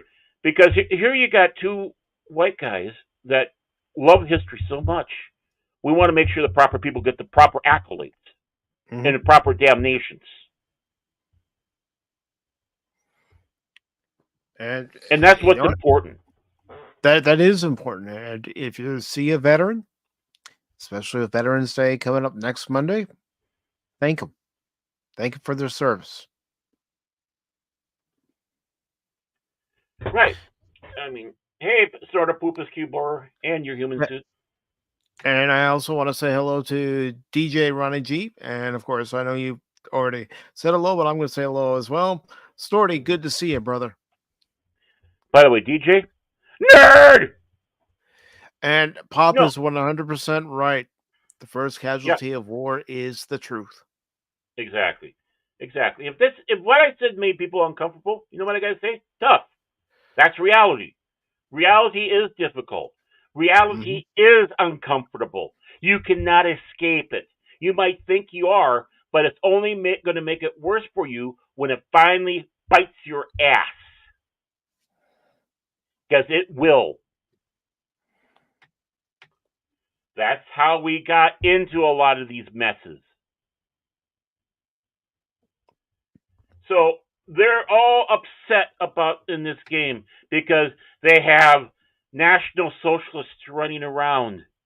They have the stormtroopers, not the ones that wear the white outfits, but the ones that wear the black skirts. We have, and you know what they are? They're bad guys. You know what? My option on that, are you going to punch him or are you going to listen to him? I would listen to him because Indy would and roll his eyes and then punch him. You know why? Because that helps bring up to their level why you're going to take care of these assholes. What's up, Snorta? And Snorty. Yeah. Got it. No, they got to do it right. SnorterPoopusCuber.com. That's for the proper introduction. Then we'll go Snorty. Snorta. He's the best one out there. That's a polar bear. He's got the best fur. He's got the best big nose there. He eats seals the best way. He's the best polar bear you'll ever know. Snorty. He's the best. Snorta. And DJ Ronnie G says to you, Baron, well, a double nerd on you. That's true. You know what? This is kind of funny that Vor brings this up. Oh. Who cares? He's saying hi to Cash. Who cares? I care. Yeah, I do. I care too. Baron. You know, this is funny what Vor is saying here because I sit back and say, I try to find something good to say about any group or any person out there. And I sit back and think, the Germans in World War II, they had some pretty fucking nice uniforms. And that's about it. Oh, and they had the MP40, which was a pretty fucking nice submachine gun. Yeah. Really? So this article goes on to say, the existence of said disclaimer was first unearthed courtesy of Video Game Chronicles' Jordan Midler, who came across Machine Game's message during his recent playthrough of the game as conducted during a recent Machine Games press day.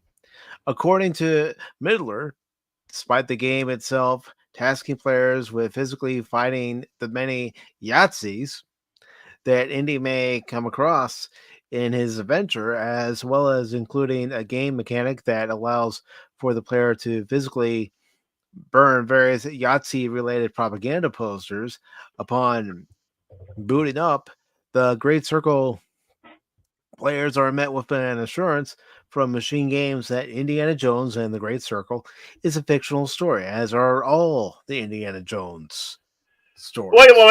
Wait a moment. For that piece of stupidity, because that is fucking stupid. What the hell you say? I didn't know that. I thought Raiders of the Lost Ark was actually for real. I actually thought that they had the MP38 before it was made running around in there.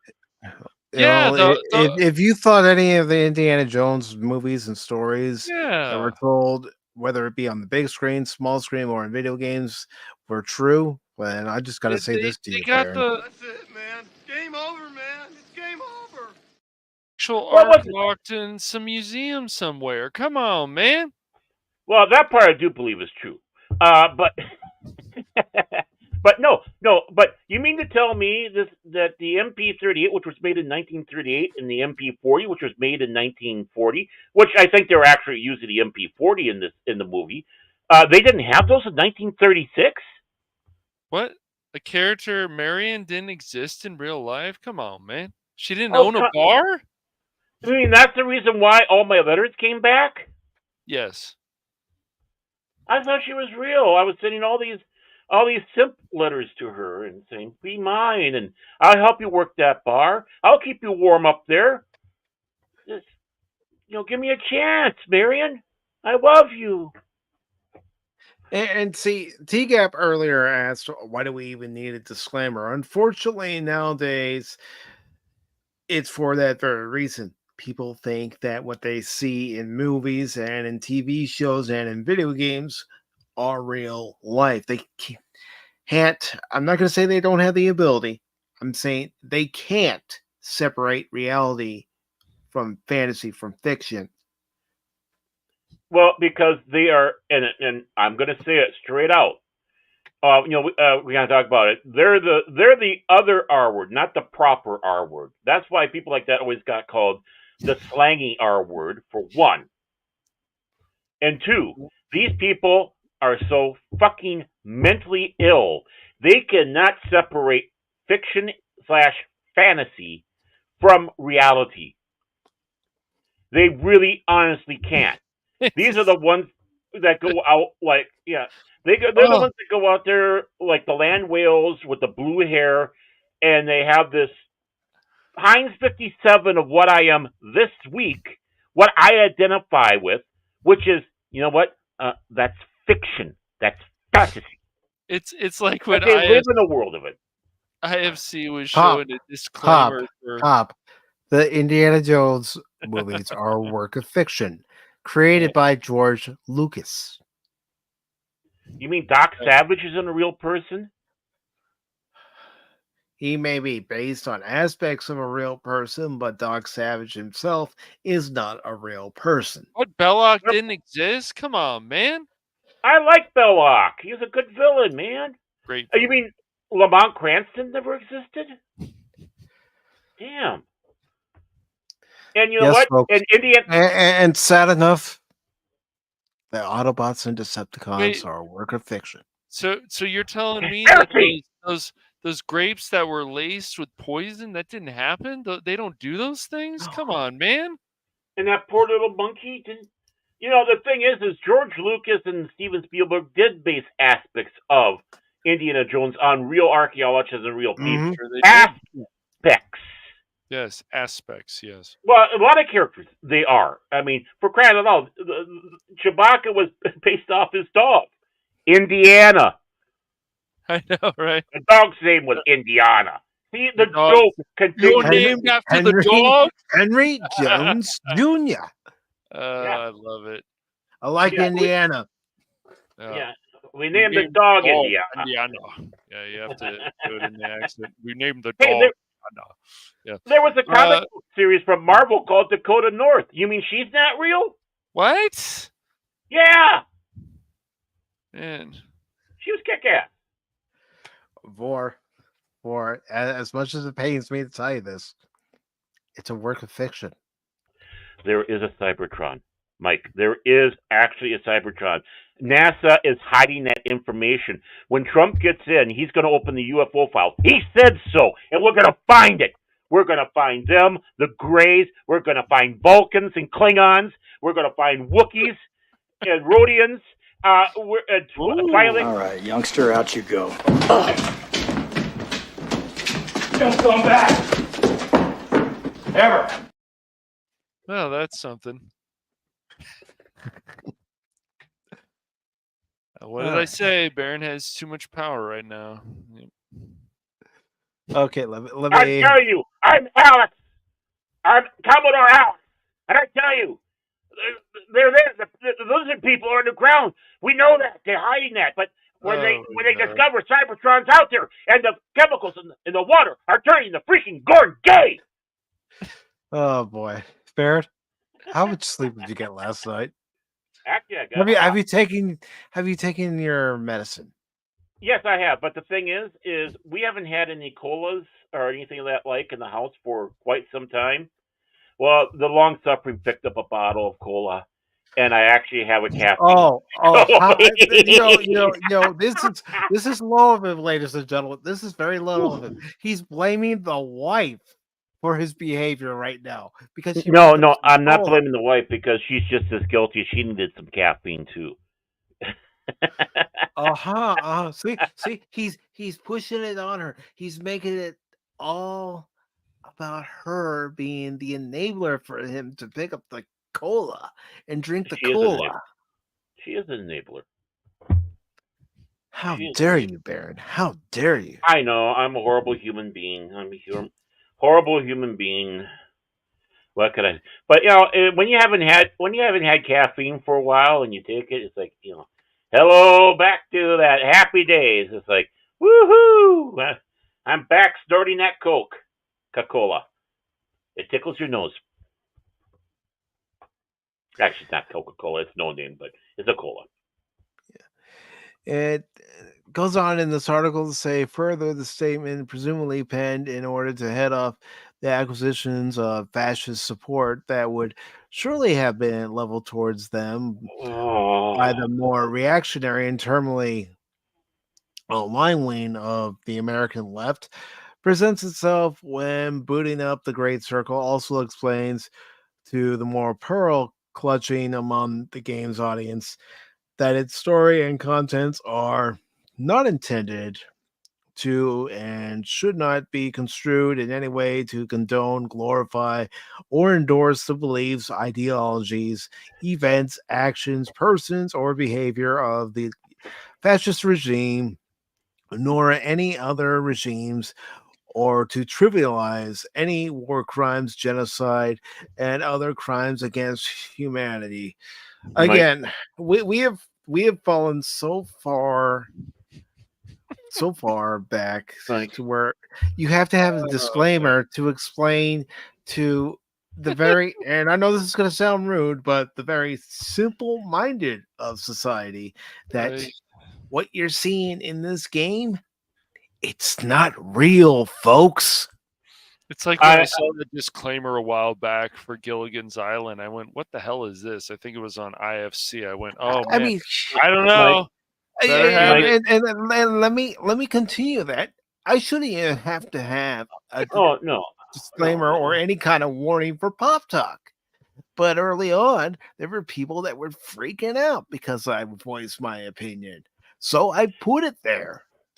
Well, those disclaimers go back to even the 70s or so. I'm sure the network does. Yeah, I mean, network does not condone nor condemn the statements being done by the moron behind the mic.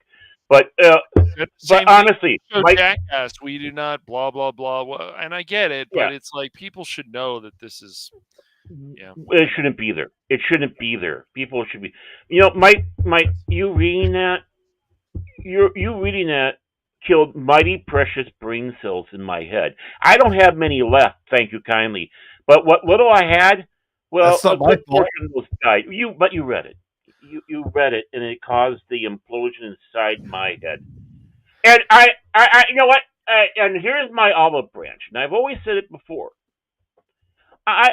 The problem isn't people who are liberal or people who are Democrat or left of center. That is not the problem. Most of these people are great people out there. They want to see a better nation, but they have a belief that there's a different way of getting there. That's what people on the left and the right both agree on. The thing is they have differences in how to get there, right?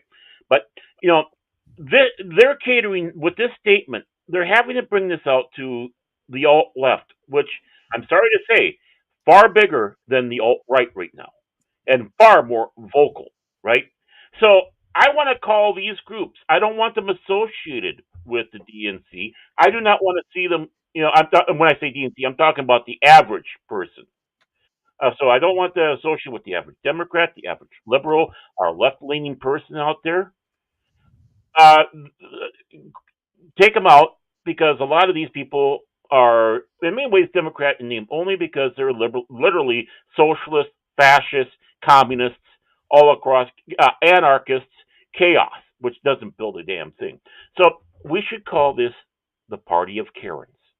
These are the Karen, or if you really want to associate with them, the Karen wing of the Democrats.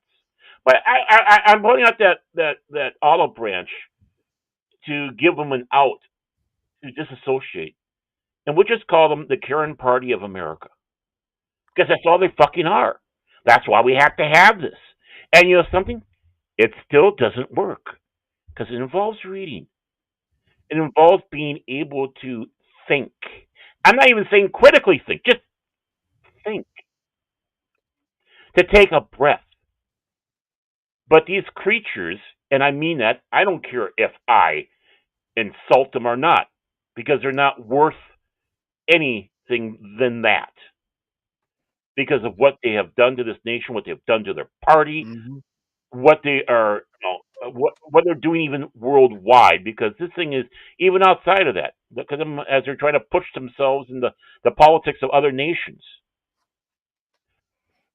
These are Karens, and these alert notices never work. They still take companies to court, suing them because they didn't follow the directions and the warning labels. And not only do they take them to court, they win.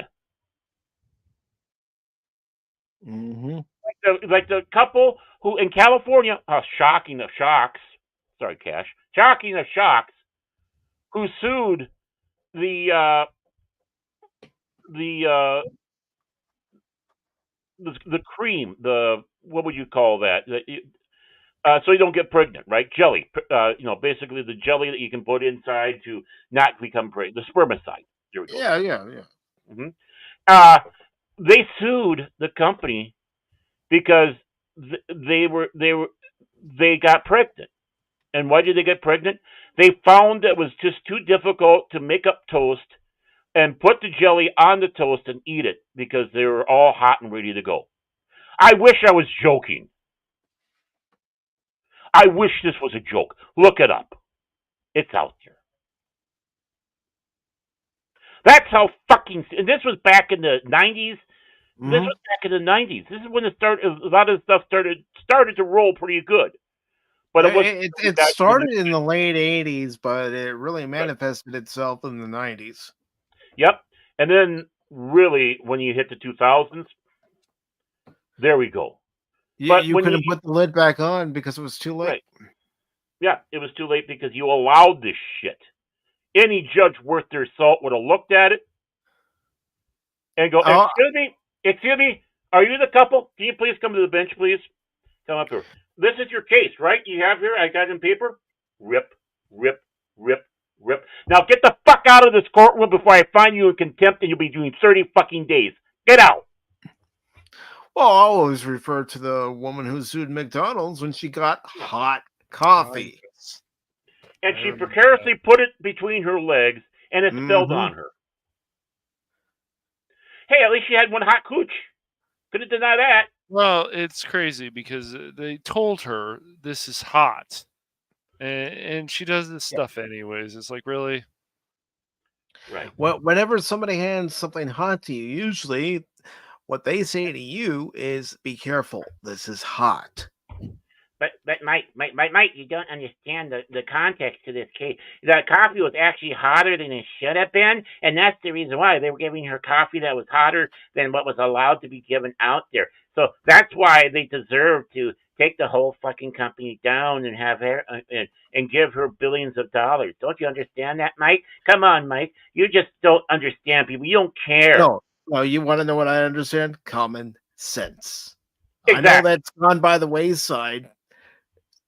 A lot of it. I still understand common sense.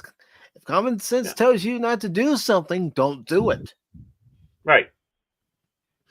That's right. Exactly. You're absolutely right. Did you ever hear the thing that Paul Harvey said back in 65, 64, 65? No, I. Let's see if I can find this here. Okay, there it is. Do we have that? I don't want to. Okay, I loved Paul Harvey. Paul You can go ahead Harvey. and share your screen, then I'll just Ah, share the story once. Oh yeah. Okay, I'll share this screen. I'll read it. I think it deserves to be reading. I'll try to do the best we can. So share the screen. Boom. Now this is from 1964, I believe, or 5. Where are you? There you are. Share. Boom. Okay. I tried to add it and then accidentally took it. Okay, so this actually this is from Illinois, 1963. But this was done by Paul Harvey. Aired it back in the 64, 65. If I were the devil, if I were the devil, if I were the prince of darkness, I'd want to engulf the world in darkness, and I have 1/3 of its real estate and 4/5 of its population. But I wouldn't be happy until I'd seized the ripest apple on the tree. So I know this might be hard for some people to kind of understand because it's how we kind of talk back in the day. So I'd set about, however necessary, to take over the United States. I'd subvert the churches first. I'd begin with a campaign of whispers, with the wisdom of a serpent. I would whisper to you as I whispered to Eve. Do as you please. Joel Osteen. To the young, I would whisper that the Bible's a myth.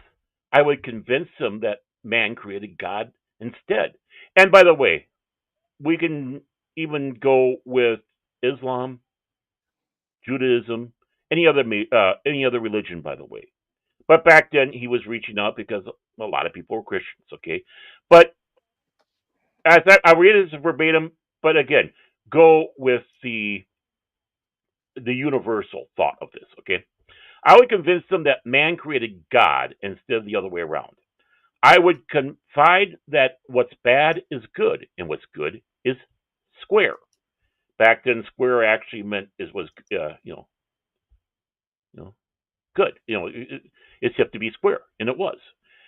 And the old I would teach to pray after me, Our Father, which art in Washington. And I'd get organized. I'd educate authors in how to make lurid literature exciting, so that anything else would appear dull and uninteresting. I'd threaten TV with dirtier movies, and vice versa. I'd peddle narcotics to whom I could. I'd sell alcohol to ladies and gentlemen of distinction. I'd tranquilize the rest in pills. If I were the devil, I'd soon have families at war with themselves, the church at war with themselves, and nations at war with themselves, until each in turn was consumed. And with promises of higher ratings, I'd have mesmerizing media fanning the flames. If I were the devil, I would encourage schools to refine young intellects, but neglect to discipline emotions. Just let those widen wild until before you knew it, you'd have a drug-sniffing dog and metal detectors at every schoolhouse door. Within a decade, I'd have a prison overflowing. I'd have judges promoting pornography. Soon, I could evict God from the courthouse, then from the schoolhouse, and then from the houses of Congress. And in his own churches, I would substitute psychology for religion and defy science. I would lure priests and pastors into misusing boys and girls and church money. If I were the devil, I'd make the symbols of Easter an egg and the symbol of Christmas a bottle. If I were the devil, I'd take from those who have and give to those who want until I'd killed the incentive of the ambitious.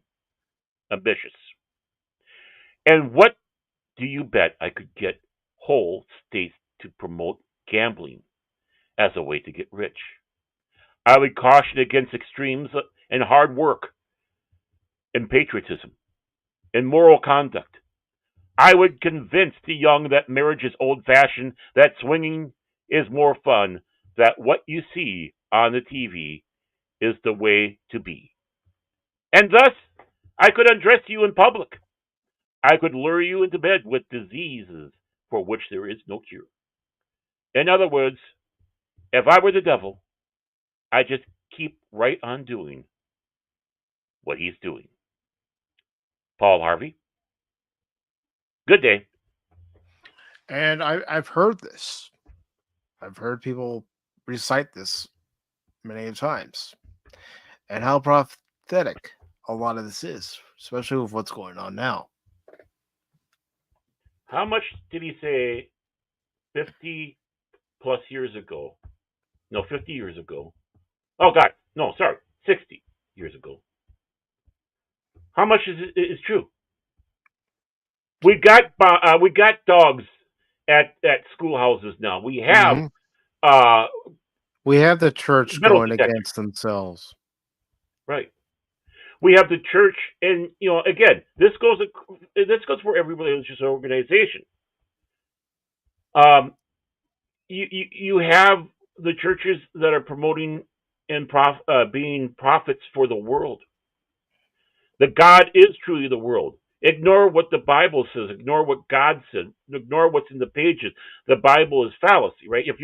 I'm talking about being a believer, and this could be the same thing for the Quran, of course, with the Pentateuch, with the Bhagavad Gita or whatever. I can't remember what they have for the Krishnas.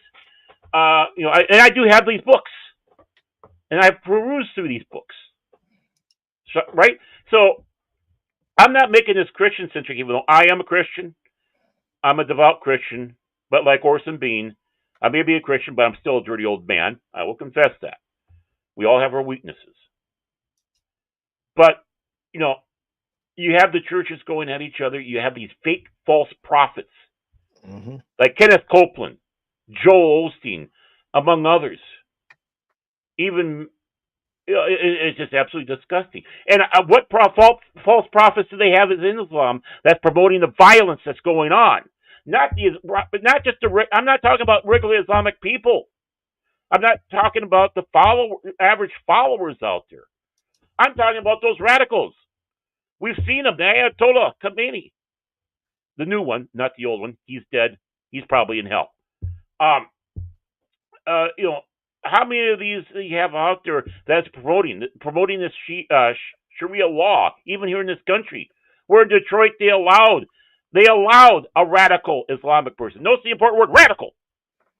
They allowed him to kill his daughter because of the honor, because he felt she was dishonoring because she was being more Western. And they let him go.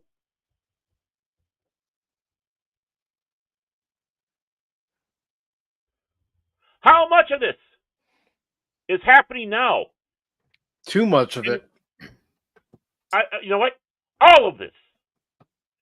How many states have gambling? Huh? Powerball. Come on. Drop all that money into the lottery, and you'll get and the lottery is up to $540 million now. Come on.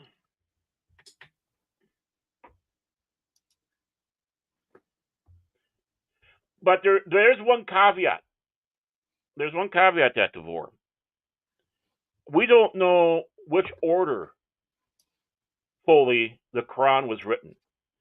They turned the Quran where you have the largest book or largest surahs first, going down to the shortest ones last.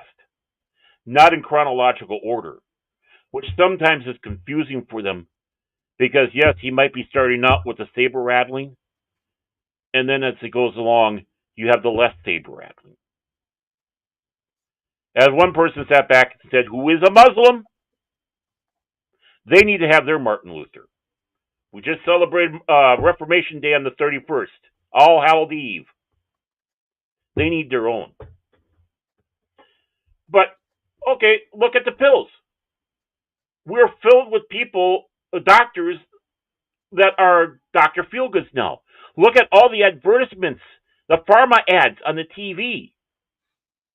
Listen to what RFK Jr. is saying. He is absolutely freaking right. If you take this pill, you'll feel like this, as depicted in our commercial. And then they rush through the side effects. Wait a moment. You mean me taking an antidepressant might make me commit suicide? I'm sorry, I said it out loud, but fuck that, YouTube. Just fuck you. And while we're at it, fuck you, Mark Hamill. Just fuck you. But no, you got to say these words because it's the truth. They want to turn. Why do I have such a fascination with North Korea besides the fact that they are a hermit state? And I keep on saying, keep an eye on them. Do not ignore them. 10,900 soldiers in Russia. These soldiers are not there to be frontline. Face the depressed.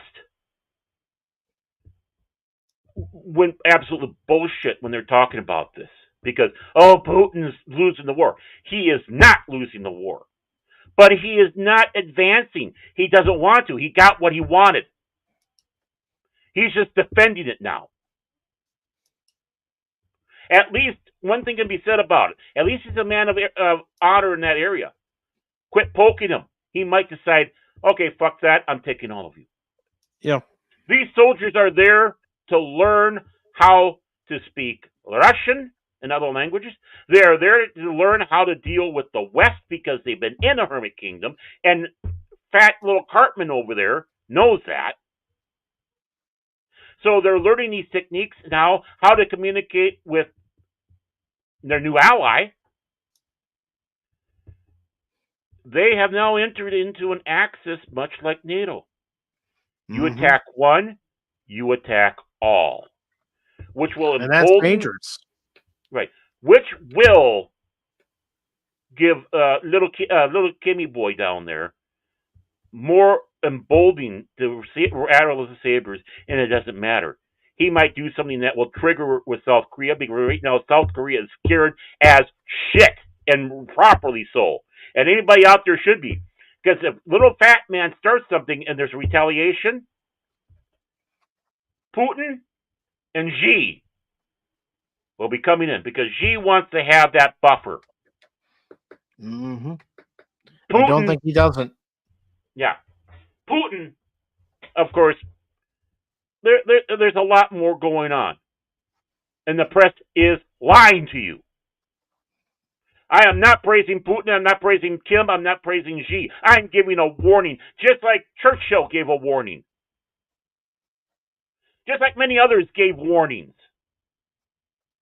And then, of course, accused of what they're warning about. Let's see. I'm going to peddle narcotics to whom I could. Fentanyl, anybody? That's what killed George Floyd, not the cop. It is proven. But because of that, we had these riots. Fuck you, Tim Walz. And before anybody goes after Barron, understand that he lives in the state those riots occurred in.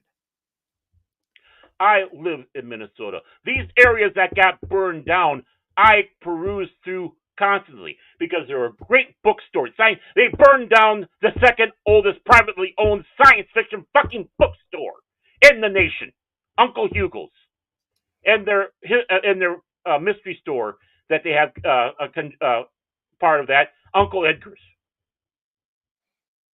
They have great little restaurants down there. Heck, they have the Norwegian shop down there, Ingelbritsen. And as a Norwegian, you know where I'm going to go. Thankfully, they didn't get burned down. But you had the police house get burned down. Let's pull the cops out instead of protecting it. Oh my, where did they start getting all these weapons from? Gee, I wonder. I know that area well, and I saw it burn, and I cried. I saw these black-owned businesses burned to the ground by people that saved up their pensions to get their dream. The one guy, black firefighter. Own business. Yeah, a black guy who wanted to have a liquor store.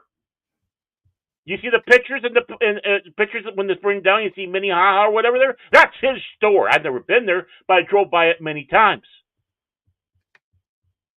But a black man who took his firefighting pension and bought the place, hired people on, and it goes up in flames.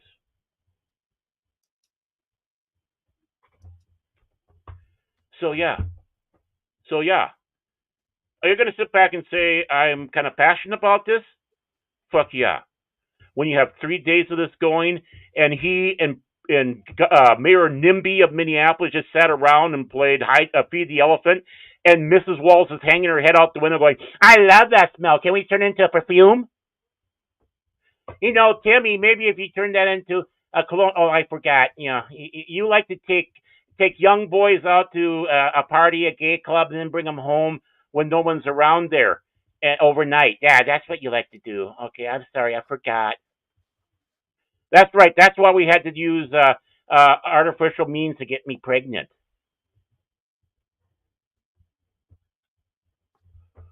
Yeah, I'm going to besmirch every fucking one of them because I lived a fucking nightmare here, folks. I've seen the fucking nightmare. I'm glad I live outside it, but I used to live closer, and I love these areas. I love the town, and I will never set foot in there as it is now, and it hurts me to say that. You're a proud resident of Minnesota, Baron. Everybody should have passion and concern about the areas that they live in. You know, I joke about it. About, you know, my Minnesota and try to bring out things. But the thing is, yeah, there is pride. Yeah, Bobby Zimmerman going out and making it big as Bob Dylan. Francis Scum going out there and making it popular. And a little movie called Wizard of Oz. You might have heard of it. That Mrs. C went to Happy Days. Yeah, Marion Ross. Area. Yeah, Marion Ross. But I'm just going with the character because it's kind of fun to do that. But, you know, she came from Albert Lee. Von Helsing in the original Dracula. He came from around where I live. The movies they filmed here. Jingle All the Way. Love Story. Yeah, they did. Well, it was called Dairy Queen, but they changed the name to what? Pretty Little Liars?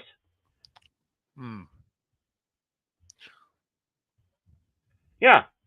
You got that there. All because of a lie. Because he was peddled fentanyl. And you could see it in all the videos leading up to him going through a psychotic episode for that. And he was being held down, yeah, by a bad cop that Amy Klobuchar, who was running for a Senate re-election, Amy Klobuchar let stay on the street when he should have been back then slapped down. But he's holding him down in the proper procedure, but he dies from the overdose of fentanyl.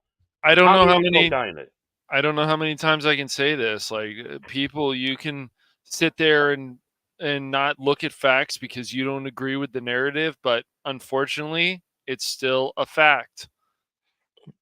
Well, let's go through the list. Janis Joplin, drugs, dead. Jimi Hendrix, drugs, dead. Yes. Drugs and alcohol, same thing, but yeah. Well, yeah. Choked on his own vomit, right. Yeah. Right, but you know there were other drugs involved in that one. Yes. Not just alcohol, John because we're talking about around drugs. I was going to hit John Belushi right there. Chris Farley.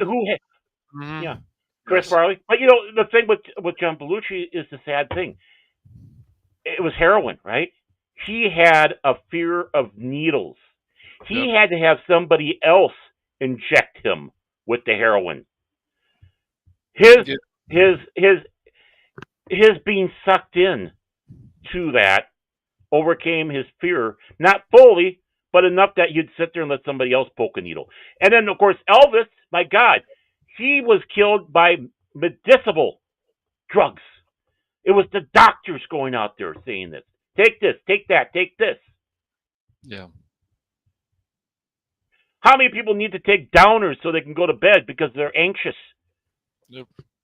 And the anxious probably came from something to get them going in the day. Look at the people who are dying of this stuff.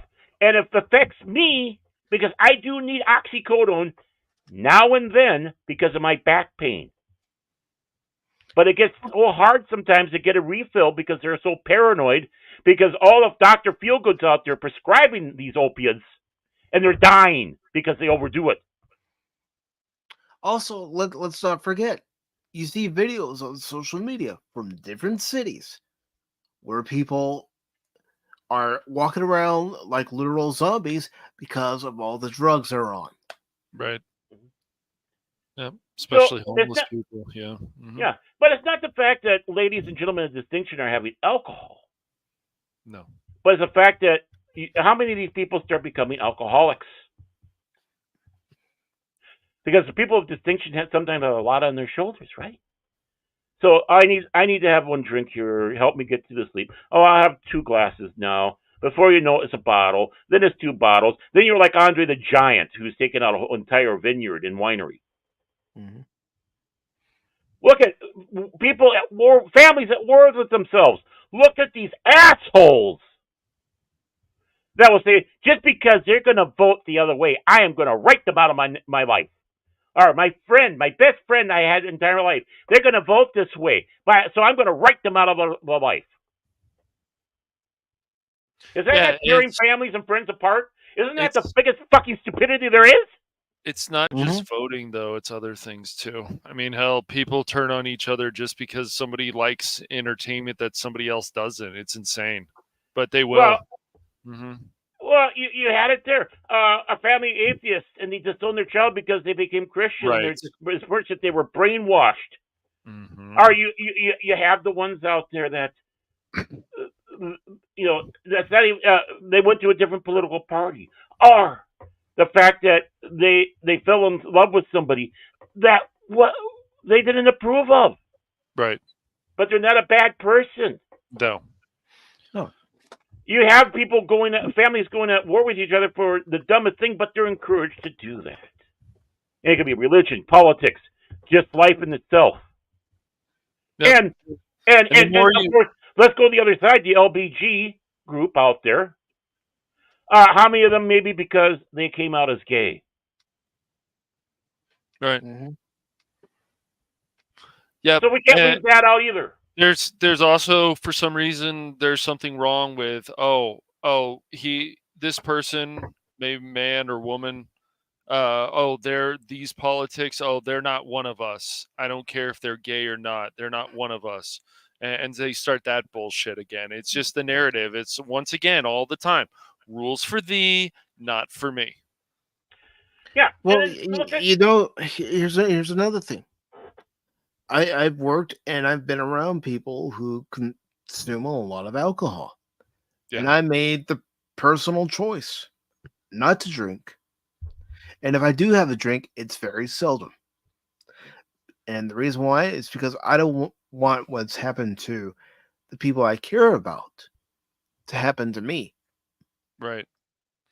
Right. And I'm in the same boat as you, Mike, except I'm a little bit more different. I do drink, but not excessively, because I don't want to fall in that trap. And most likely, I'm going out to drink something because I like the flavor and everything. Like single malt whiskey, you're getting the smell, you're getting the drink, the afterburn after, and how the aftertaste and how that all complements each other.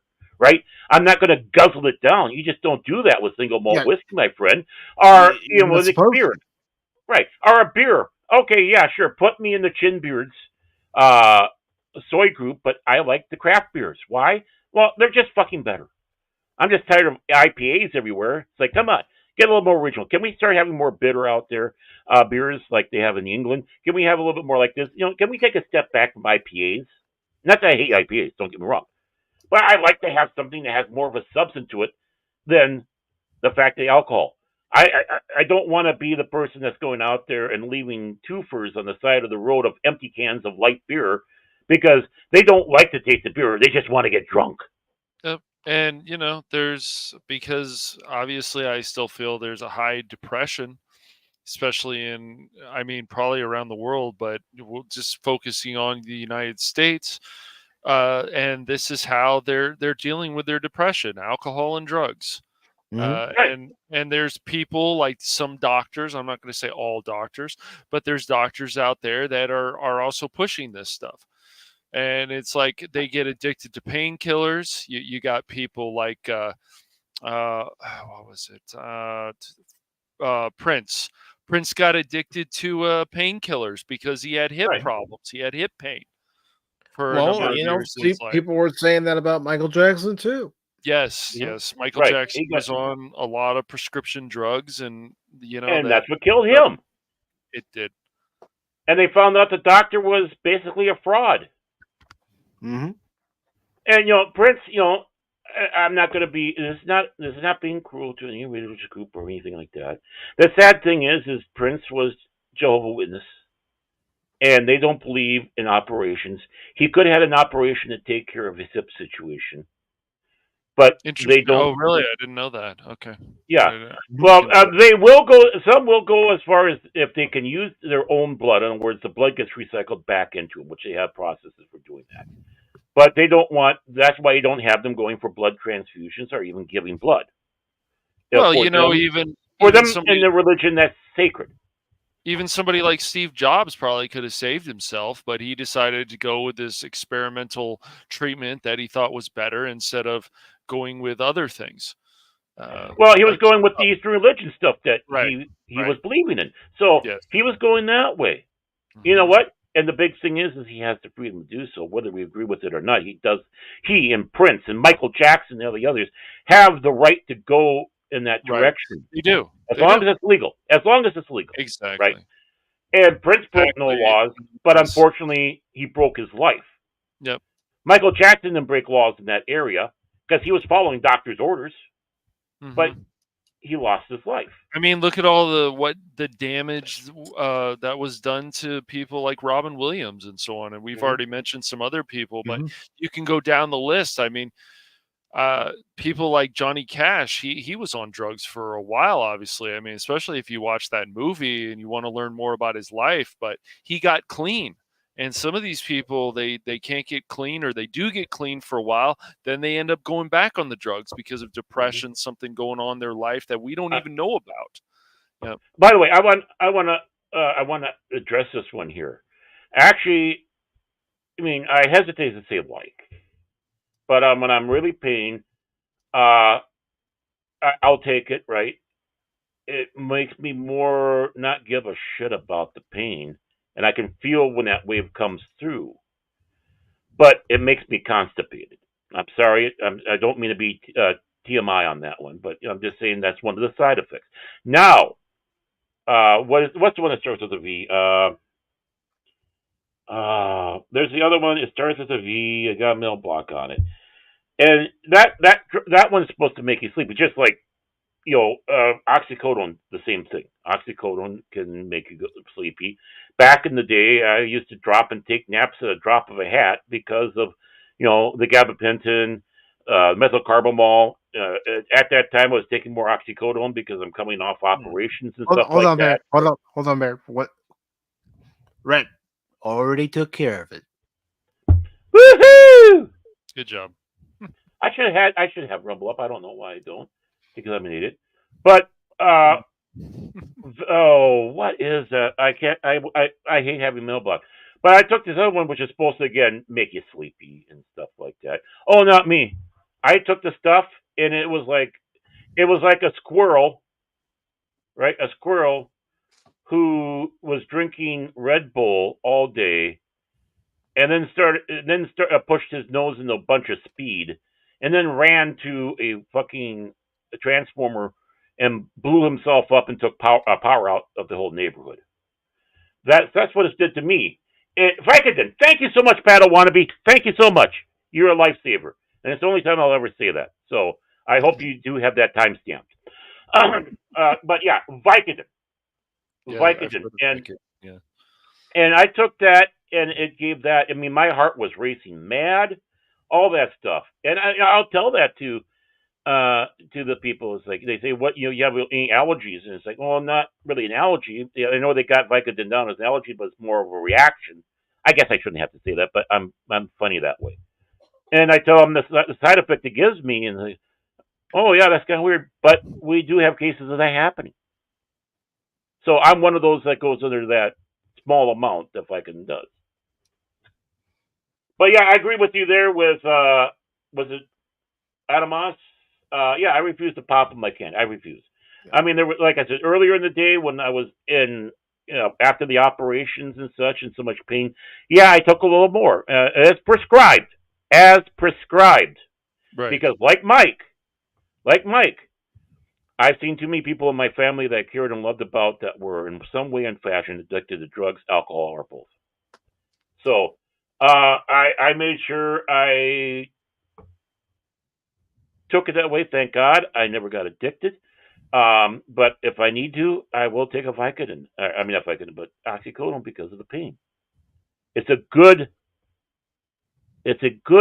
tool, not an end all be all. And they're used as too much end all be alls, which of course started having us with the oxycodone opiate crisis going on. Because the people are listening to their doctors, especially the Dr. Feelgoods, because they're getting a kickback from the farm. And now they find themselves with these problems. The addiction, the constipation. And then the worst thing of all, the stuff not working anymore. But they still need to take it. As it destroys their body. So there's that one thing that Paul Harvey said, right there, boom. Mm-hmm. We got that. And when you're talking about, with the entertainment, how much have we bitched about exactly what he said about that? Why are you turning this into, why are you putting all these cuss words in Star Trek? They don't need to be there. Or even Star Wars. Right? Why are you encouraging all this titillation on there? Especially stuff that doesn't need to be.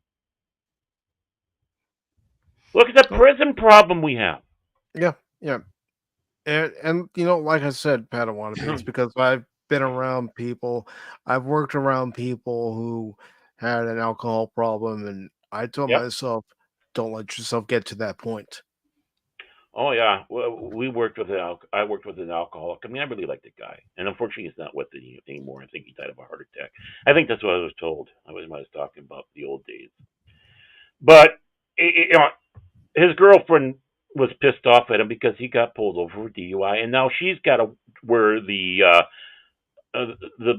basically the drunk license. There was I can't remember what the actual name, the nickname that was given to it, but. So she's got to go around, and of course, before, if you had those on, the cop could pull you over anytime. And it's not her that did the crime. But no, we have to, because, you're living with the guy in case he might go out there and be driving, and then they can force her to go through all that stuff for nothing. For no crime she committed. They took that away, thank God, that National Socialist attitude. But he got it. He got his license taken away. He still drove. Right? He still drove. And he didn't live far away from where we worked. So he would go home and come back. And we knew when he had a proper liquid lunch. Because he'd be like walking around like Cash before lunch. And then he'd come home and it was like, happy, happy, joy, joy. And we look at each other and go, yep. Yeah. I'm he had a liquid lunch. I'm saying the attitude.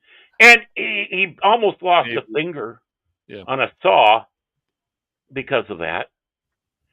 And our work somehow managed to bypass everything where they didn't do a blood test on him or anything for drugs or alcohol. So that saved his life. Because, well, in their ways, they were caring. They didn't want him to get into trouble, but you look back and go, maybe he should have. It might have helped him. Mm-hmm. It's just one of those things. But he came back. It was the middle finger that he cut, right down the center. He went to the bathroom, and he was trying to kind of put it together, bandage it up so he could go back to work. But it's like, no, you're going to the doctors. And, of course, surgery and everything. He came back at work. And, again, we liked the guy. But there's an example of someone, and we're talking about a warehouse with plastic and saws and presses and all sorts of fun tools.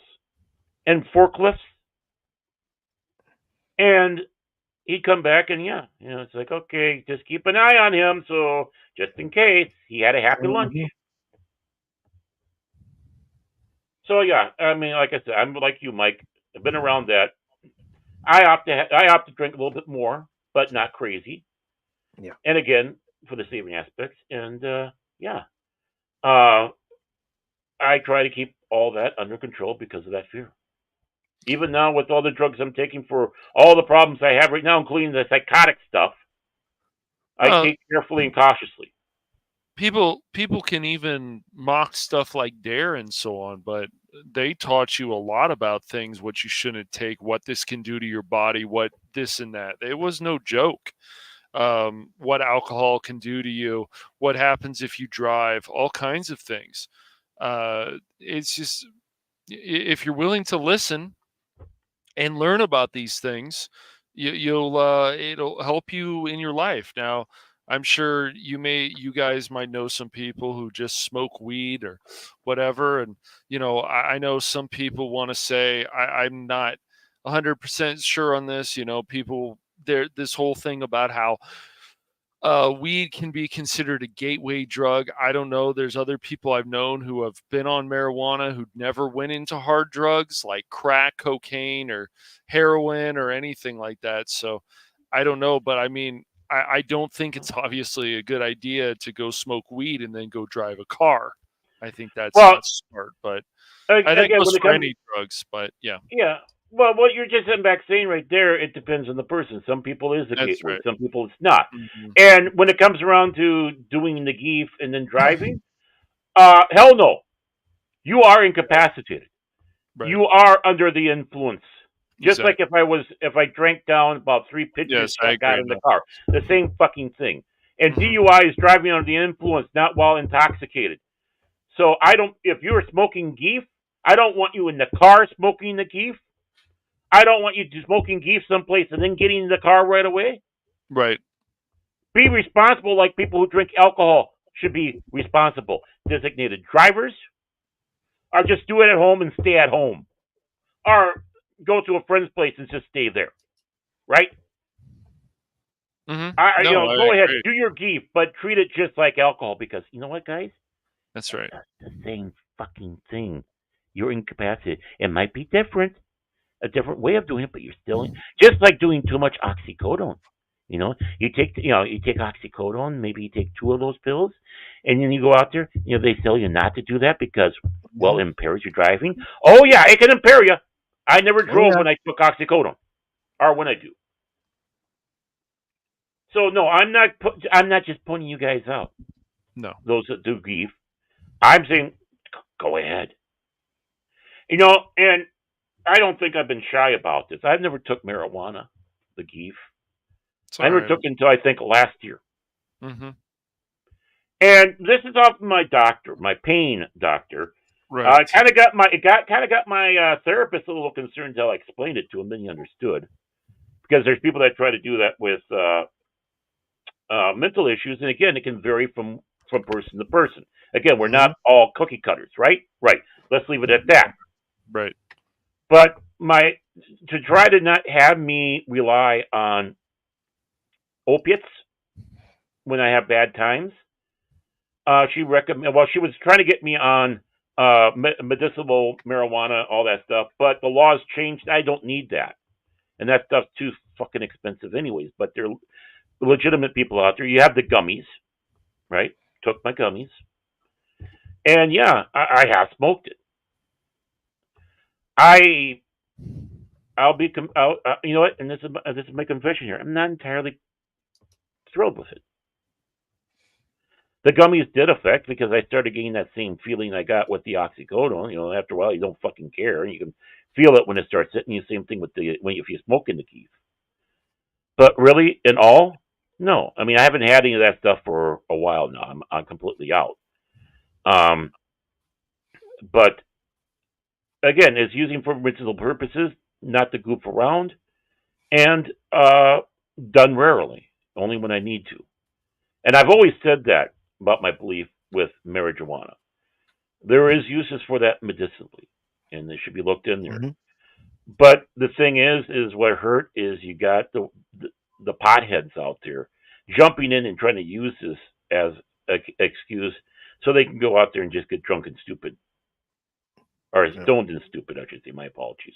Yeah. And that's what hurt that movement. And I always sat back and said that. But now that we got it legal, a lot of states have it legal. I just plead, please, don't drive. Take the bus, take a taxi, have a friend drive. That's right. Or just stay home, because it's just as bad as driving drunk, or driving on oxycodone, or driving on crack, or driving on cocaine, or any other stuff out there. You driving with very little sleep too. That's dangerous. Oh yeah. In fact, they say that is the biggest danger on the road than being under the influence. Yes, it is dangerous. People work too hard sometimes. They have the 2 jobs. They're working hard. They're going home, and it's at night, and the sleepies start coming. Yes. And it's just like they're trying to get the trucking industry to change. Because the trucking industry, when you start closing your eyes and you're driving a car and you got to find a way to wake yourself up. Right, but these trucking companies are pushing their drivers hard that the drivers aren't able to get the proper sleep, and then they get punished because they're not making their time. Yeah. They're being pushed too hard. Yep, I agree. And they're fixing their logbooks so they can get by. So when they do get pulled over, they see, look at this. And you know what else? With that pressure happens, you start seeing these truck drivers having a little drink, which happened to my uncle because he was a truck driver. He drove a green Optimus Prime, and also starts going to drugs, speed, stuff like that, the little white pills. And there we go. What's the devil doing? He's making us have to do that to get our cheap goods from China.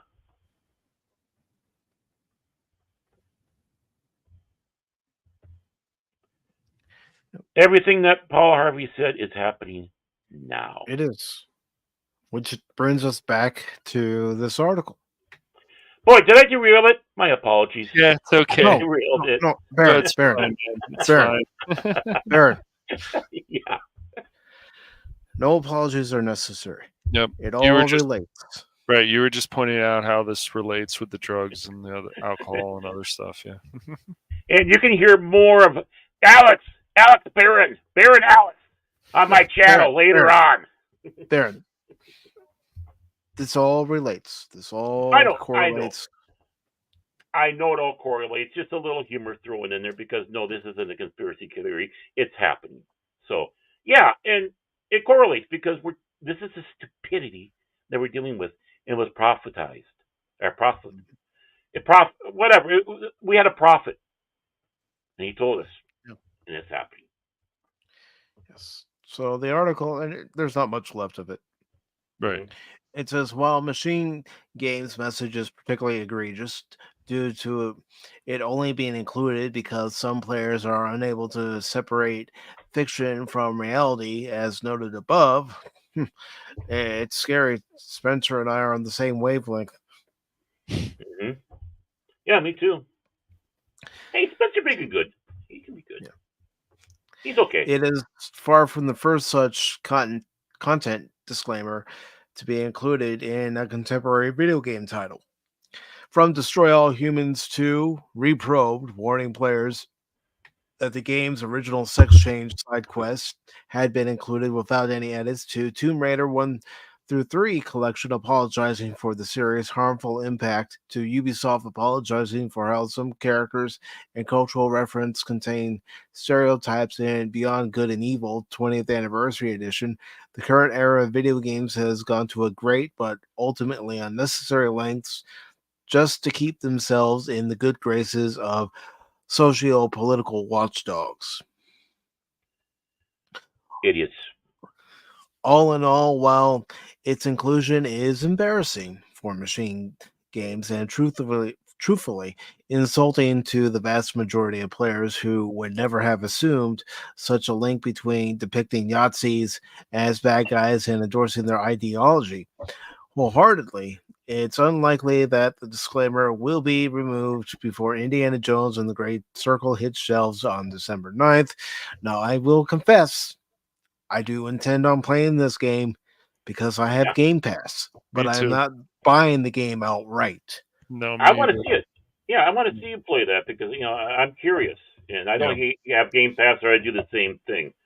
But this isn't just insulting the game players. This is insulting all the fans of Indiana Jones.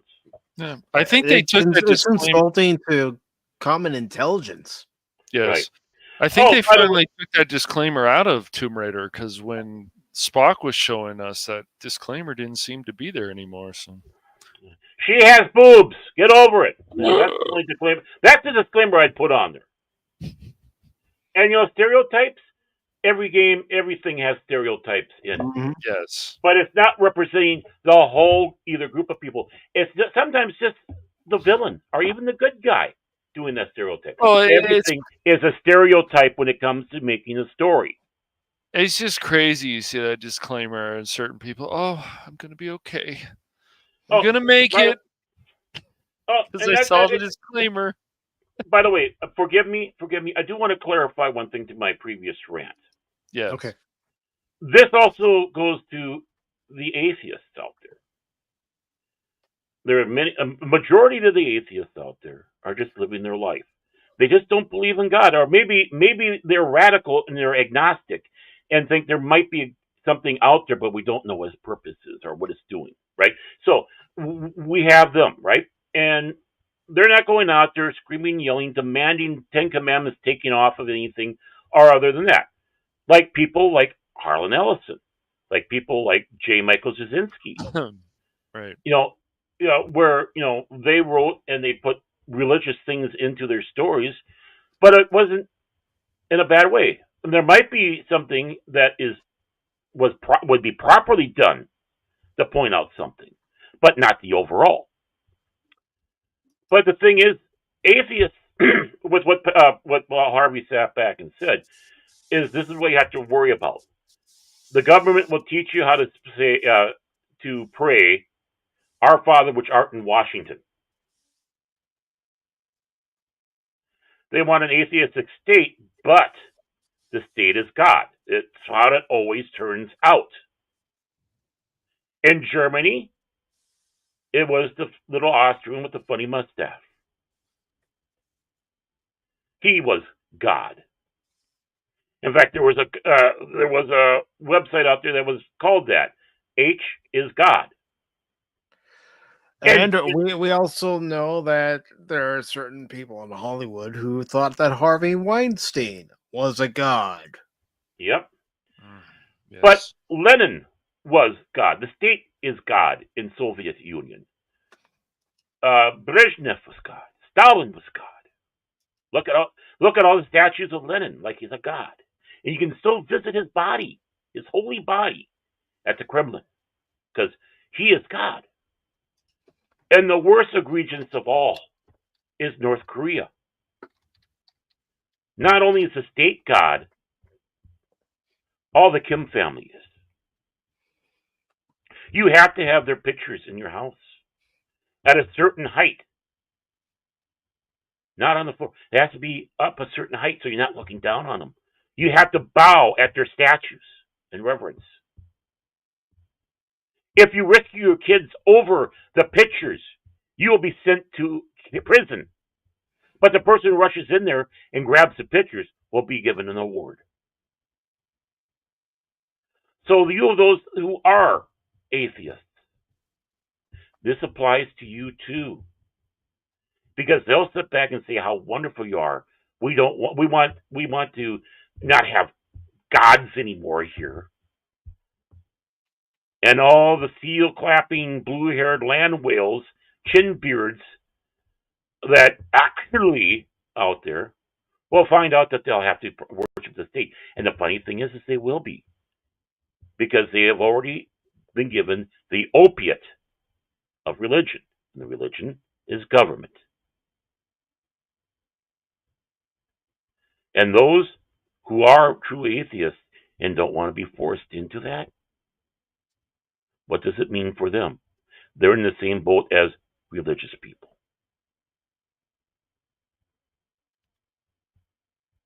I'm an equal opportunity warner. Again, I don't care. I mean, religiously, I do care. I want everybody to be saved and go to heaven, right? But on the other level,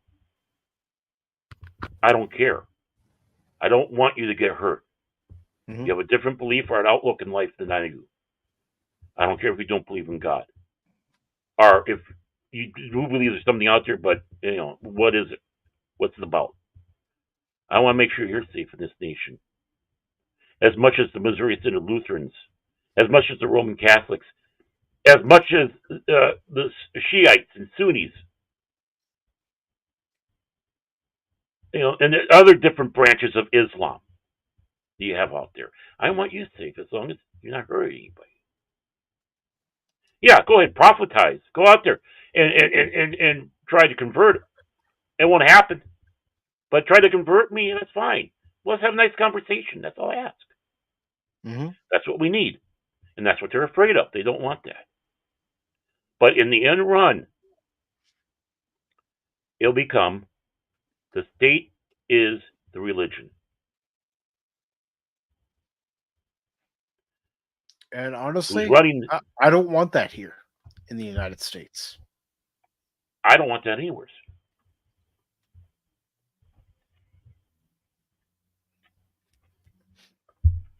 That is the thing. So even atheists, I'm talking about the real one, the real people, you're in danger. What is this? A Christian fighting for me? Hell yeah! You're my family. You're in our house. Why would I tell you to get the hell out? Just because we disagree on something. I love you. Because we're family. I will defend you to my death. As a Christian, I will do that for an atheist. I will do that for a Hindu. I will do that for a Muslim. I'd even do it for a Baptist. I'll fight for anyone, even if they don't agree with me. Right. I'll do that for a Democrat. I'll do that for a Republican. I'll do that for an independent, like me, constitutional conservative. I'd do that for a libertarian, a Green Party. Even the Socialist Workers' Party they have here.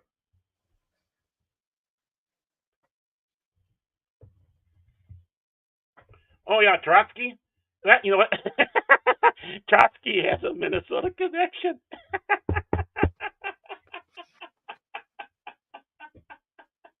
I don't know if you want to hear it or not.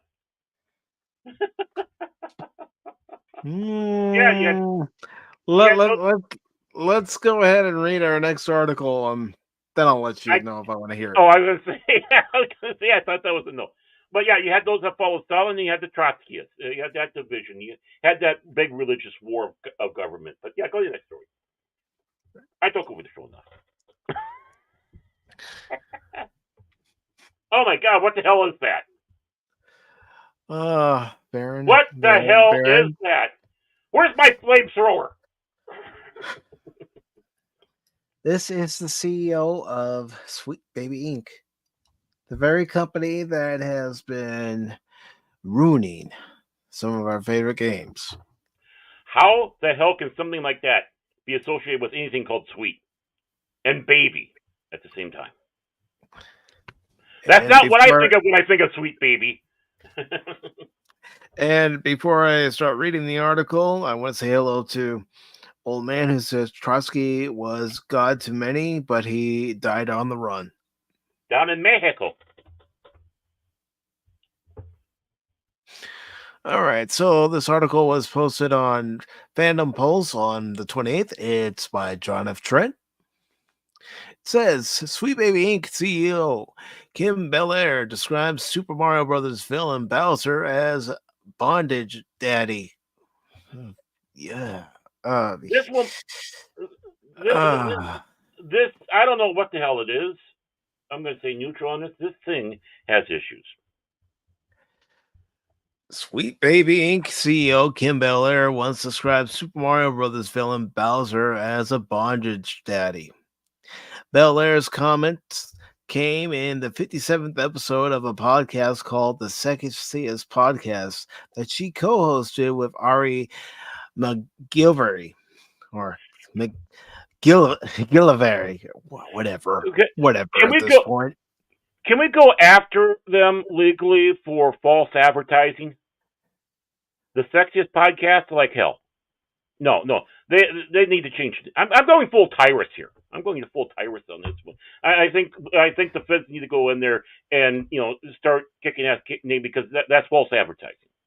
I'm just saying. I don't know who's funding them. You're wrong, but they need their funds cut off. First, I'm not going to say the name, but Sorge Goros might be who's with that. Yeah. Yeah.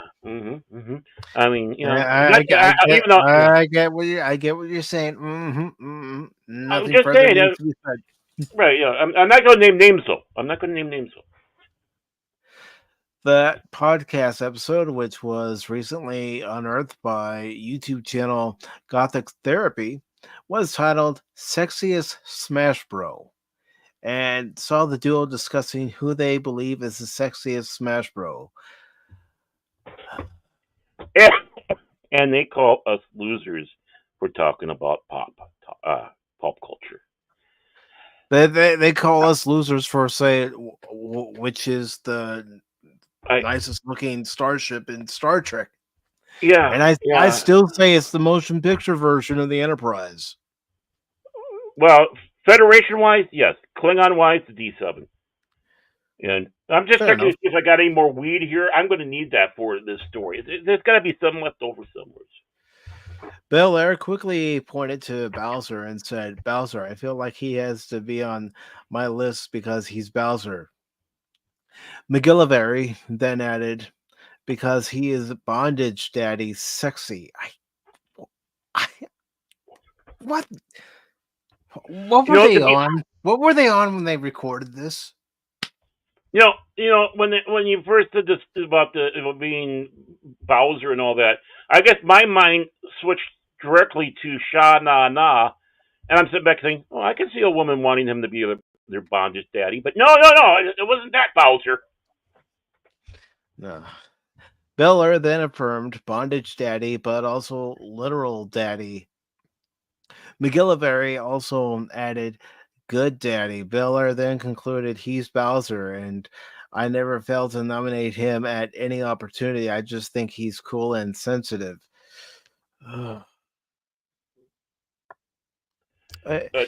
Maybe I'm speaking on a personal bias on this, but this makes Pop Talk look not so bad, right?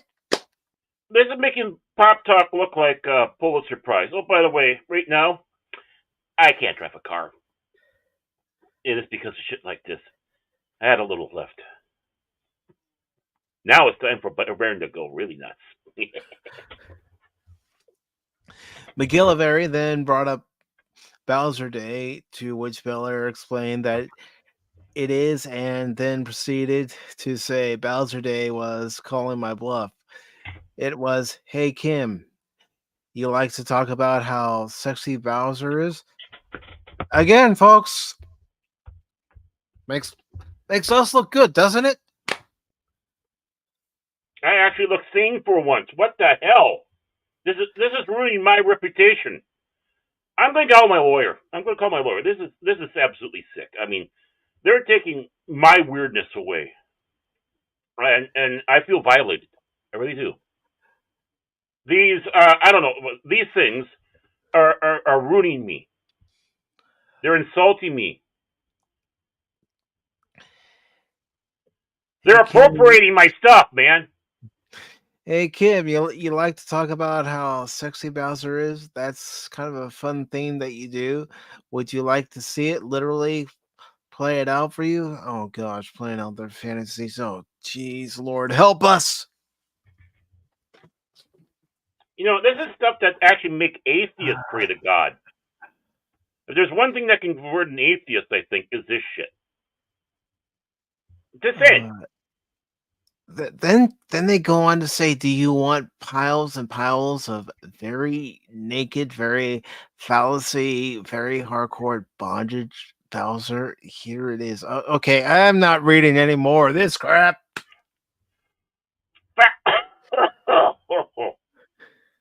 Okay. Actually, I'm kind of doing it because I'm hurting, but this is appropriate time for me to actually do what little I have left there. And so, my apologies. I needed something to get through that. It also helped my depression. But yeah, I guess I got this one. I just got this thing. What the hell? I guess if there's any guy out there that wants to tap that thing, the best thing to do is make sure you cosplay as a Bowser, holding on to a dog collar and having some cuffs and chains and whips. Of course, and she'll probably. I have my limits as far as how far I'm willing to go in an article, and an article like that. I'm sorry, the headline at first when I chose it for this episode was making me think, okay, maybe it's some satirical, funny thing, but no, it gets on levels of weird. That's We're why going to levels of weird we ain't never that's seen. where they're talking about it. This stuff happened with the vampire lady and Resident Evil 6 Village. This happened in things that they want to do with dinosaurs. I don't even want to guess, but this is what happens when people, as we've seen this is why they want characters to be a certain way. That they can't accept the way that they are because this is weird ass fan fiction. And isn't it funny? Just like things like Beargate 3, not saying there isn't a lot of good content there. I'm sorry. These things are not necessary. It's like somebody who wants to get it on with a spider, like a giant spider. These things are weird and they're fucking bizarre, but they keep doing it because, and they want to push it and push it and push it, and they are not going to hide anymore that these people, I don't know what we want to call them, journalists, whatever you want to call them. They're not journalists. I don't oh hell no, they don't deserve to be called journalists. But the thing is, we deserve to be called journalists. They talk about how people like we're the weird ones, that we're the incels, we're this. Yet they go into a whole new level of fucked up shit that it's just out of control. And the sad thing is it's going to get worse before I forgot to do that. Better. Yes. I forgot to do that. I should have, when I was describing myself at the beginning of this podcast or this YouTube. I am a weird. I'm a weird. Deplorable garbage. There we go. Got to put the weird in there. I'm proud to be You're weird. a weird, deplorable piece of garbage, eh, Baron? There we go. That's me, and I'm proud of that. When they started doing that, trying that weak attempt to call us, no, don't kid yourself, us weird, to try to get our vote. How's it doing for you?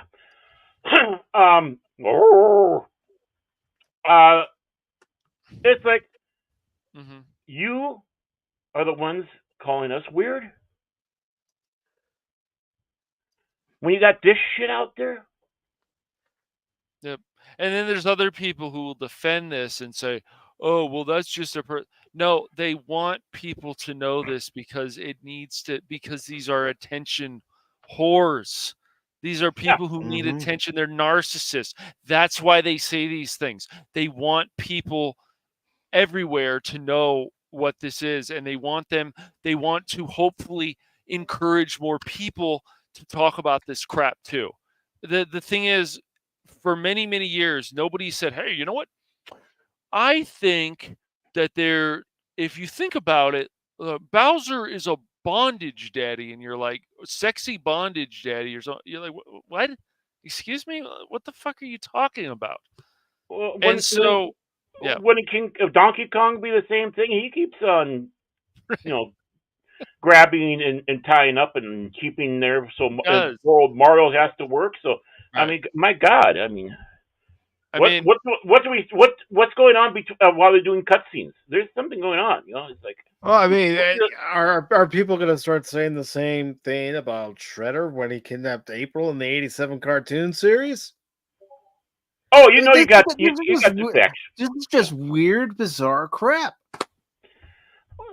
Mike, I think they did have stuff like that out there.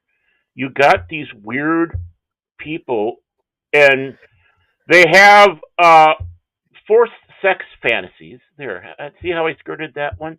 Forced sex fantasies. They look at these bad guys in these things, and then they start fantasizing. They want that done to them.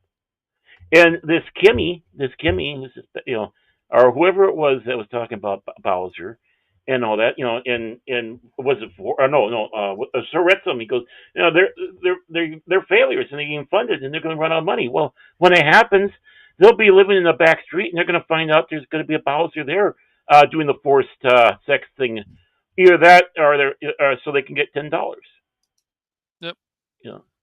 That's why these people want to have their way, so they can change Zelda, change Link, change all this kind of stuff, because it's once again their crazy ass fan fiction that just doesn't even relate to the property, but they want these things to happen because they need it. Cash. Honestly, we are beyond fanfic with this. I know. We're going reality. We're going into a completely different area with this. I know. No, what we're looking at is full-fledged right on psychosis. Yeah, this is psychosis. They are psychotic. Yes, I this know. should worry you. Yeah, yes. I mean, I'm not kidding. I'm not kidding. If there's anybody out there who's watching this and you want to tap that, go and cosplay as Bowser. Make sure you have the cuffs, the whips, the dog collar. And you go up there and going, hey, baby. And you'll get her. You don't even have to take off your costume. Do you think I'm joking? I am not joking, Cash. I hear you laughing. I know you're not joking. It's still funny the way you're making light of all this. I know that. That's why I was keeping quiet. I know you're not joking. Oh man! Well, still the way you. I know, but the bad thing is, if you could see my facial expression. Oh my gosh! It's just yes. No, the thing is it sounds silly, and you laugh at it, but then it comes down to it comes to the backside.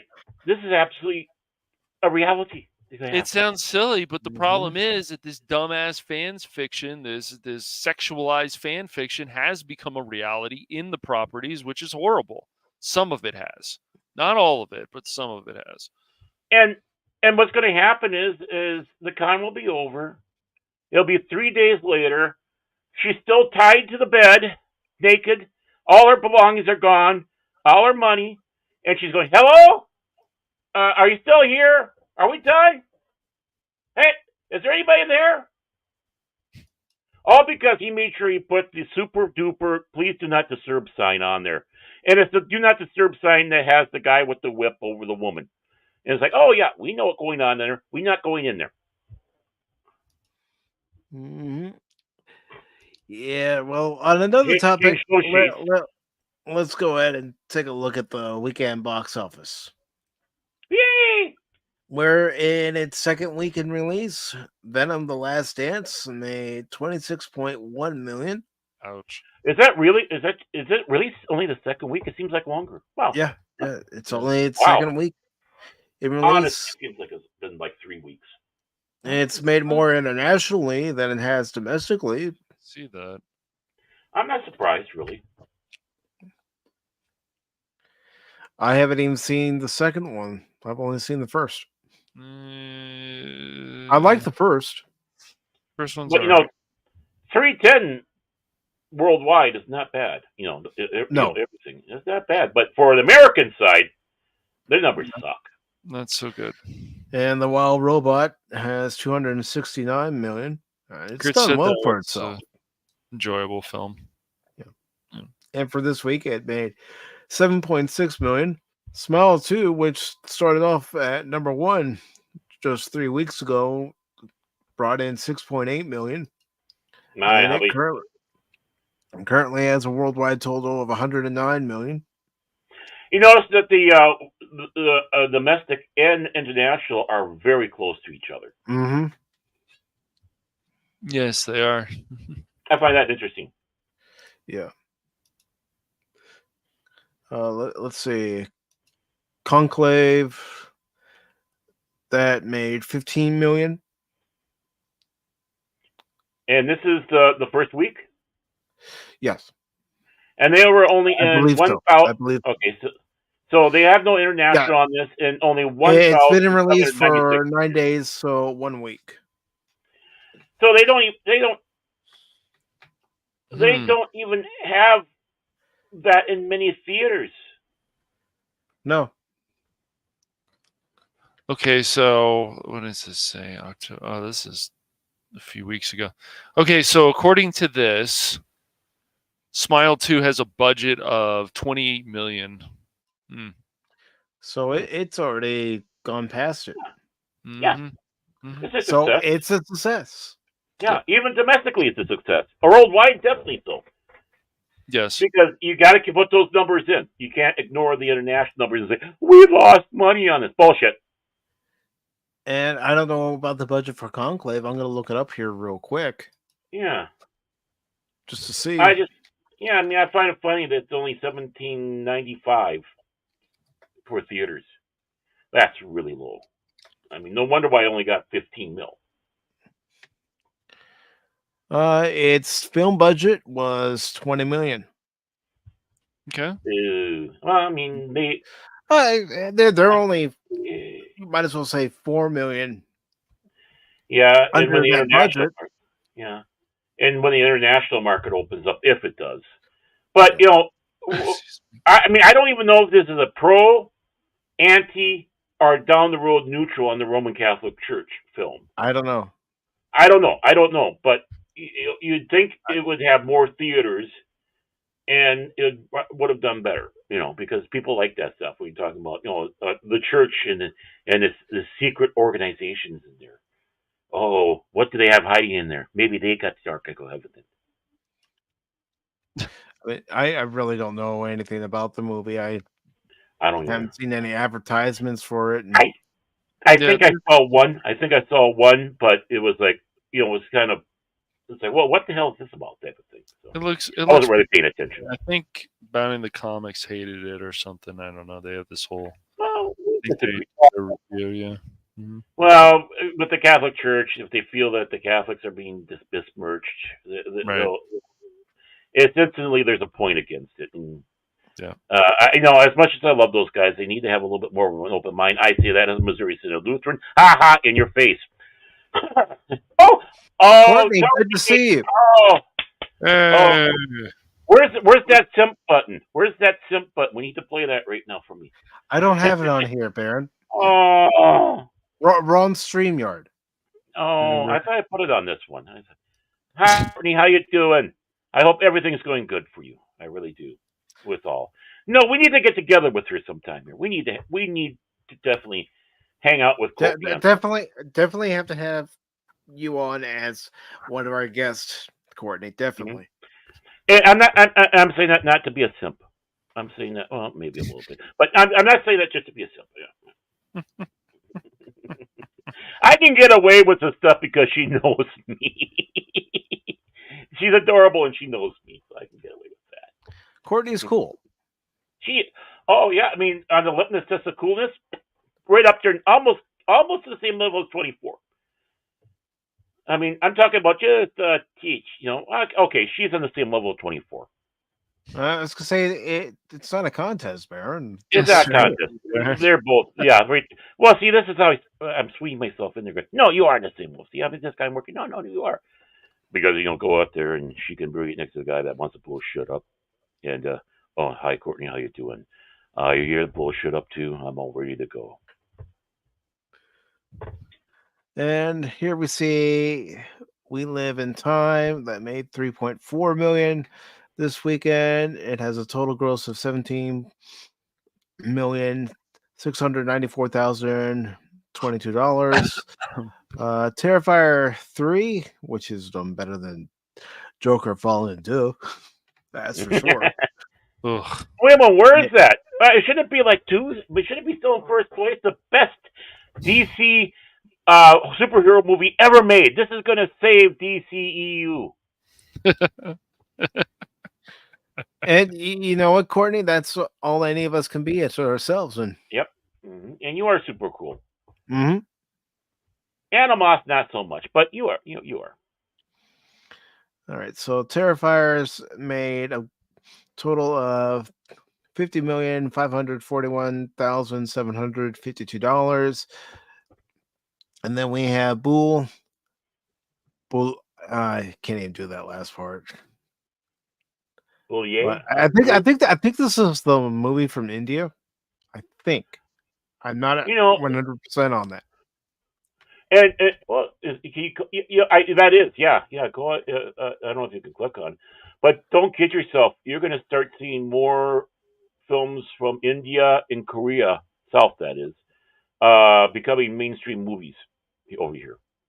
Yeah. Why? Because our stuff sucks. But it made $2.2 million. Mm-hmm. And Thingham You're welcome, Animos. $2.1 million. Beetlejuice, it's still in the top 10 with $2,085,000 this weekend, and it has a total gross of $445,199,291.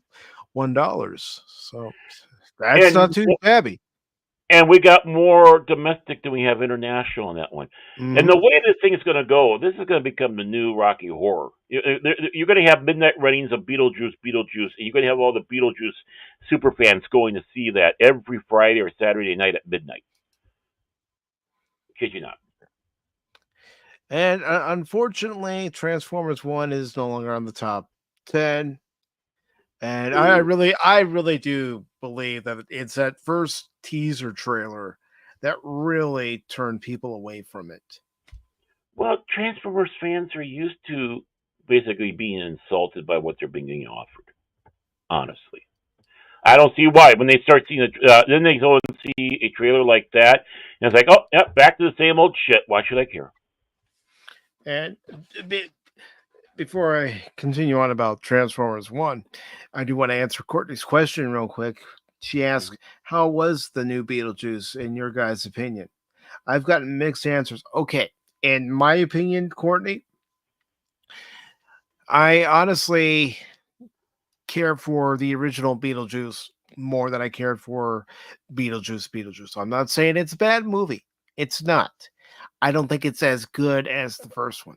There are certain ingredients that aren't there in the second one that were there in the first one that really made the first one what it was. Are those ingredients related to Gina Davis and Alec Baldwin? To a certain extent.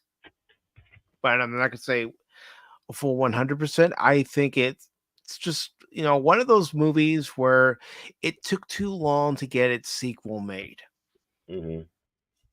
I mean, I think it's good that they aren't in the film. And it's not a personal thing, but they're ghosts, right? How are you going to make them look like they were 30 plus years ago, right? You don't basically, you are as you died. If you lost your head, you're walking around with your head. If your head gets shrunk, you go around with a shrunken head. It's easy with Michael Keaton because he's in all that makeup. Oh, by the way, Courtney, I can get Rocky Horror Film. I got toilet paper. I got popcorn. I got the spray bottles and stuff. We can have come on over. We'll have a Rocky Horror Day. How's that sound? I know I'm sorry. Nothing wrong with that, but Transformers 1 again. Its first teaser trailer did not do it any favors, and honestly, you have to watch it for yourself to be able to judge it. But thankfully, it is on digital now, and yes, this is a plug for Wednesday's Pop Talk. the watch party because we are watching this, and I want you all to give your honest opinion. Don't just go by my opinion. Don't think that my opinion is the gospel because it's not. But watch it for that's yourself. our job.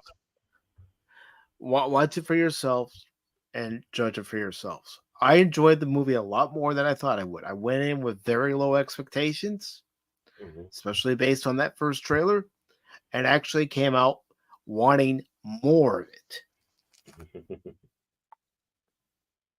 That's a good thing.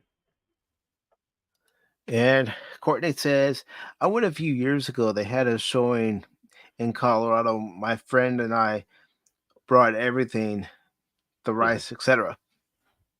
Yeah, here we go. I've never been to a Rocky Horror live event. I know that's something where the long suffering. Her brother took her to one, and of course she's the virgin, and he brings her down towards the front. Yeah, she got an initiation.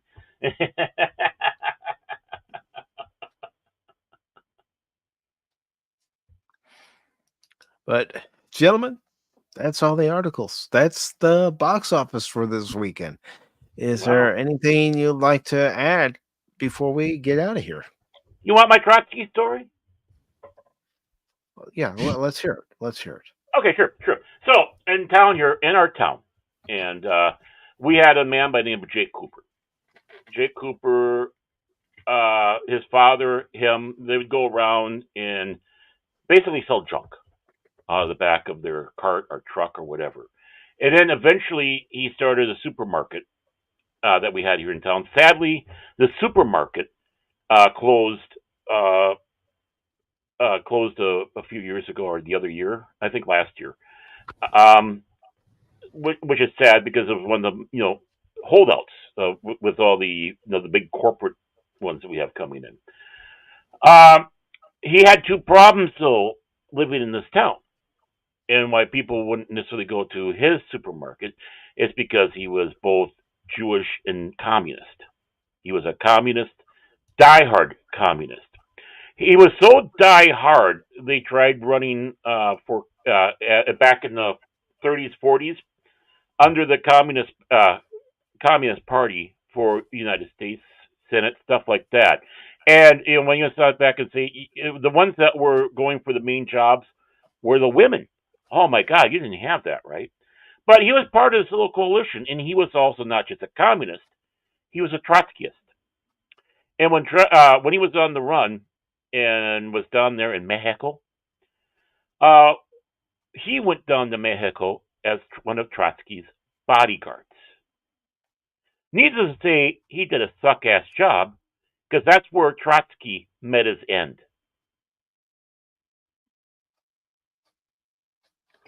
So you have a Minnesota, and more importantly, my town, that's part of the history, especially end history, of Trotsky. That's why I play communist games there, Phil. Hail the state. Yeah, his son took over, and unfortunately, with all the big stuff coming in, the Cooper's Market was closing, are closed. So yeah, that's my quick little Trotsky story involving Minnesota. Very nice. I'm proud of my state. What else do you want to know about Minnesota? I'll tell you.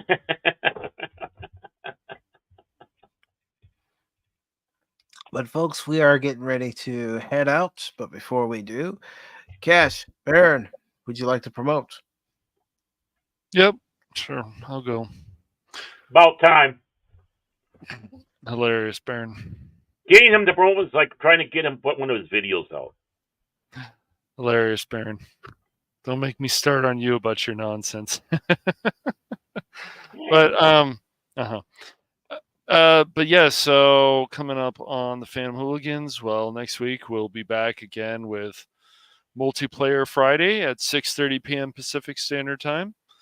And I don't know what we're going to be playing this time. I thought we were going to do Daybreak. Do we want to do some more State of Decay 2? We could. I'm up for it. Well, especially since the last stream didn't go that well. I did say to Baron that I would help him figure out the issue that he's having in the game, connecting with his Steam and also his Xbox friends. So, yep. No, okay, that's fine. Yeah, I'm up for playing that again. It's not a problem. I have no problem. I got no problem with it. Yeah. I mean, anything. Ghostbusters, we still got unfinished business there. Star Trek Online. What we're just talking about. I'll do that. Well, else? We got some Vermintide the other one. We've also got Aliens Fireteam Elite. Yeah. Which I haven't played yet. That's true. We'll do that, Courtney. I will DM you soon. Yeah, me too. And we all love you. We all love you. You always bring a bright spot to our. I'm not being a simp here, by the way. I'm being truthful. Always bring a bright spot when we see you come in, because being that we're oddballs, and I hope I'm still part of your Fellowship of Oddballs. And if you ever need me to visit your Fellowship of Oddballs, just let me know too. And let Cash know he's an oddball, and Mike, he's an oddball too. I'm sure we'd be more than happy to oddball with you. She knows that about me. Well, she knows that about me too. I've had her at least once on Baron After Dark. I think it was only once, sadly. When I get something like that going again, guess who's on the top of my list to have as a guest? Her. Because she is really interesting. He says that, but he's going to be working on his... I would never say that about Courtney. I would never lead her on like that. Right. Bite your tongue. You just went over the line. Good. We're talking afterwards. Good, I hope so. Bring it on. But no, let's see what else. I'm going to, in the next day or so, I'm going to test, because I want to start doing some more solo streams. I do miss those. I like doing our multiplayer streams, but solo streams are fun too. And then... have you been doing that with Crab's Treasure?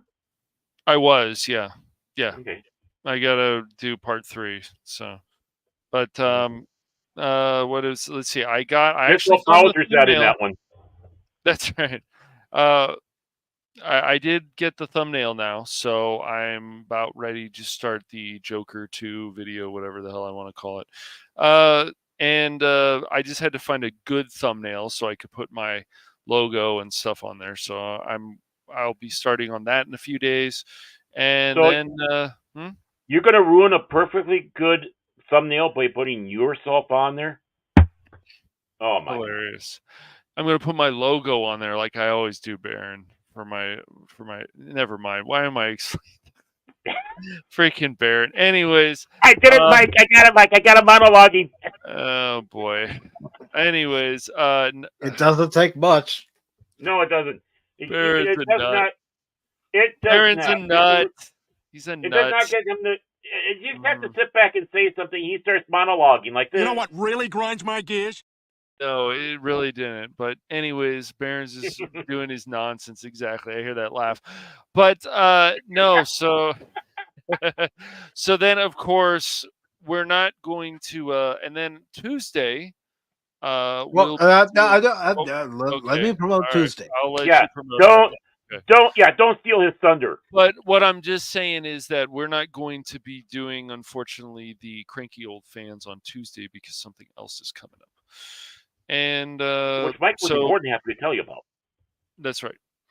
And then so those that will be on the Phantom Hooligans. The live streams are always, and then of course on Cash Money 007 on Twitch, and then of course the videos will not be on Twitch. Those will always be on YouTube, or they will be on the Rumble channel on Cash Money Madness. So that's all that's coming up right now. Okay, and before you go, Baron, I do want to thank at 1972 John Wagner over on Rumble for following the Rumble channel. Thank you very much. Really appreciate it. Welcome to the madness. Yes. All right, Baron, what is coming up on Baron Ormantag's Fandom Legacy? Well, I feel like I have to say it that way. Well, it makes me feel like that too. I still say I'm glad I stole that from Paul. He ain't getting it back. Well, as we go here with the Fandom Legacy, we have exciting things to say. Of course, besides being with our generous host here, Mike, you can find me on Jace Fox's 540 Studio, The Beyond, and that's on Thursdays, folks. Thursdays, anywhere between 6 and 6:30 Central Time. Reason why? Well, there is a Norwegian time shift that usually happens, so you never know when it's going to start exactly. Of course, the show is hosted by the man himself, Jace Fox. We hope to see Prismatics. We're still rooting for you, buddy. You're our brother, man, as well as people like the Kilted Cajun. Hopefully, we might see Whoopa, Whoopa Troopa, and of course, Hoshi. But at least let us not forget Cash Money is also on that show, as well as myself. So please join us. Jace Fox's 540 Studios, Thursdays between 6 and 6:30 Central Standard Time. I can say that now. And you can also catch my gameplay of Contraband Police. Comrade, yes, comrade, please come watch the video. Come watch the video. The video usually is at 5 o'clock. It gets released on my channel. Baron Omentag's Fandom Legacy. So please, and watch me as I try to stop people trying to come into the country doing bad things. Either they're smuggling or they're wanted criminals. And my job is to make sure, and I do a good job. So please, come in that. That might get live streamed sometime in the near future. And as I was talking about before, I'm hoping to try out this game Garbage that Cash gave me because he thought of me when he saw the game. And I can't say anything else because I'd be stealing thunder, either repeating what Cash said, I'll be stealing some stuff that Mike wants to say, or stealing his thunder about Tuesday. So with that, Mike, thank you so much for letting me say my piece here. Back to you. Well, thank you for promoting yourself, Barrett, and always appreciate you and Cash helping me with Pop Talk and all the streams that we do together. We have a lot of fun. And for what's coming up on Tuesday, now normally on Tuesdays and Thursdays, I have game streams on both the YouTube channel and the Rumble channel. Well, there won't be a game stream this Tuesday because, as the majority of you already know, Tuesday is election night here in the United States. And it's a big one, folks. And we will be giving our commentary on the election on Tuesday at 8 p.m. Eastern, only on the Rumble channel. Of course, it'll also be on Cash Money Madness over on Rumble in place of Cranky Old Fans. But, we were talking and I asked Cash and Baron, I know you guys have your show on Tuesday, but would you want to join a panel where we give our commentary? Not just us.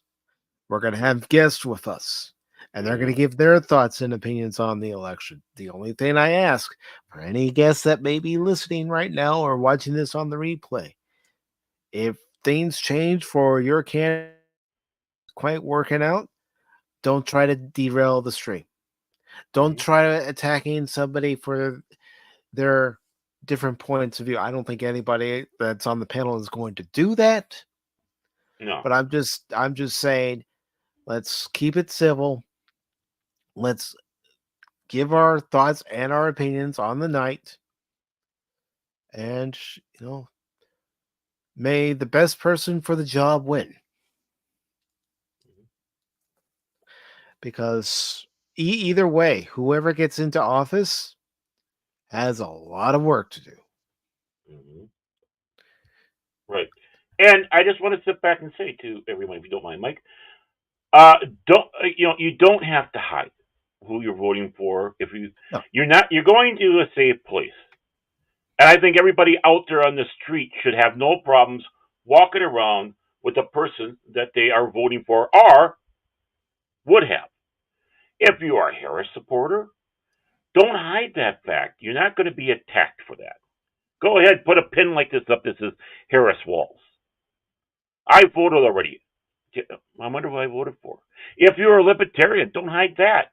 It'd be interesting to see a libertarian take on that. Well, we have a good friend of the channel who's coming on, and one of the things he did say to me was, "You do know I'm a libertarian." I said, "I'm aware of that, but I asked you to come on to give your point of view. I want to hear his point of view. I want to hear all our panelists' points of view. Mm-hmm.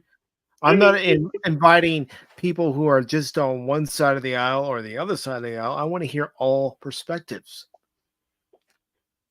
I mean, in all honesty, like I said, I'm an independent. I'm a constitutional conservative, but as I always said, I'm a small L libertarian and a small R Republican. If for those that might not know what I'm saying there, it means I'm not talking about the political party. I'm talking about the viewpoint. And as a political system, I prefer a Republican style, a republic over a democracy. That's all I'm saying there. But in many ways, you could probably throw a bit of libertarian at me because, there are things that what you believe in that. It's like, yeah, I mean, it doesn't mean that you are, you have to walk in lockstep or in some cases goose step with someone you voted for or your party. You can have disagreements and point them out. In fact, you should. This is my man. He happens to be Republican. I view him as a populist. I don't think he's a Republican, to be honest with you, and that's not an insult. I would rather be a populist than part of any party. But sometimes, unfortunately, you got to throw a party name after you. That was forced on George Washington. George Washington actually was going out there and say, I don't want to be part of a party, but eventually was forced to actually commit to something, and he committed himself to the Federalists. But George Washington didn't want to be. If you want to take a look at it, Theodore Roosevelt, he was a populist president. Yeah. So that's what I look at. Individual, not party. And I know some people are probably going to wonder, is that Tuesday stream just going to turn into Pop Talk? I'm telling you this right now. I've told Baron and Cash. I've even told one of our panelists. I do not want the election stream to turn into Pop Talk in any way, shape, or form. Mm-hmm. Expect Cash. I am taking this very seriously because this is very serious. It's about the future of this nation and the world. Mm-hmm. Because Jason's going to be on that panel too. He's going to be giving us the outside perspective, looking at everything going on. Because as he's told us many times, what happens in the United States affects Norway. Mm-hmm. Japan, Mm-hmm. England, the Middle East.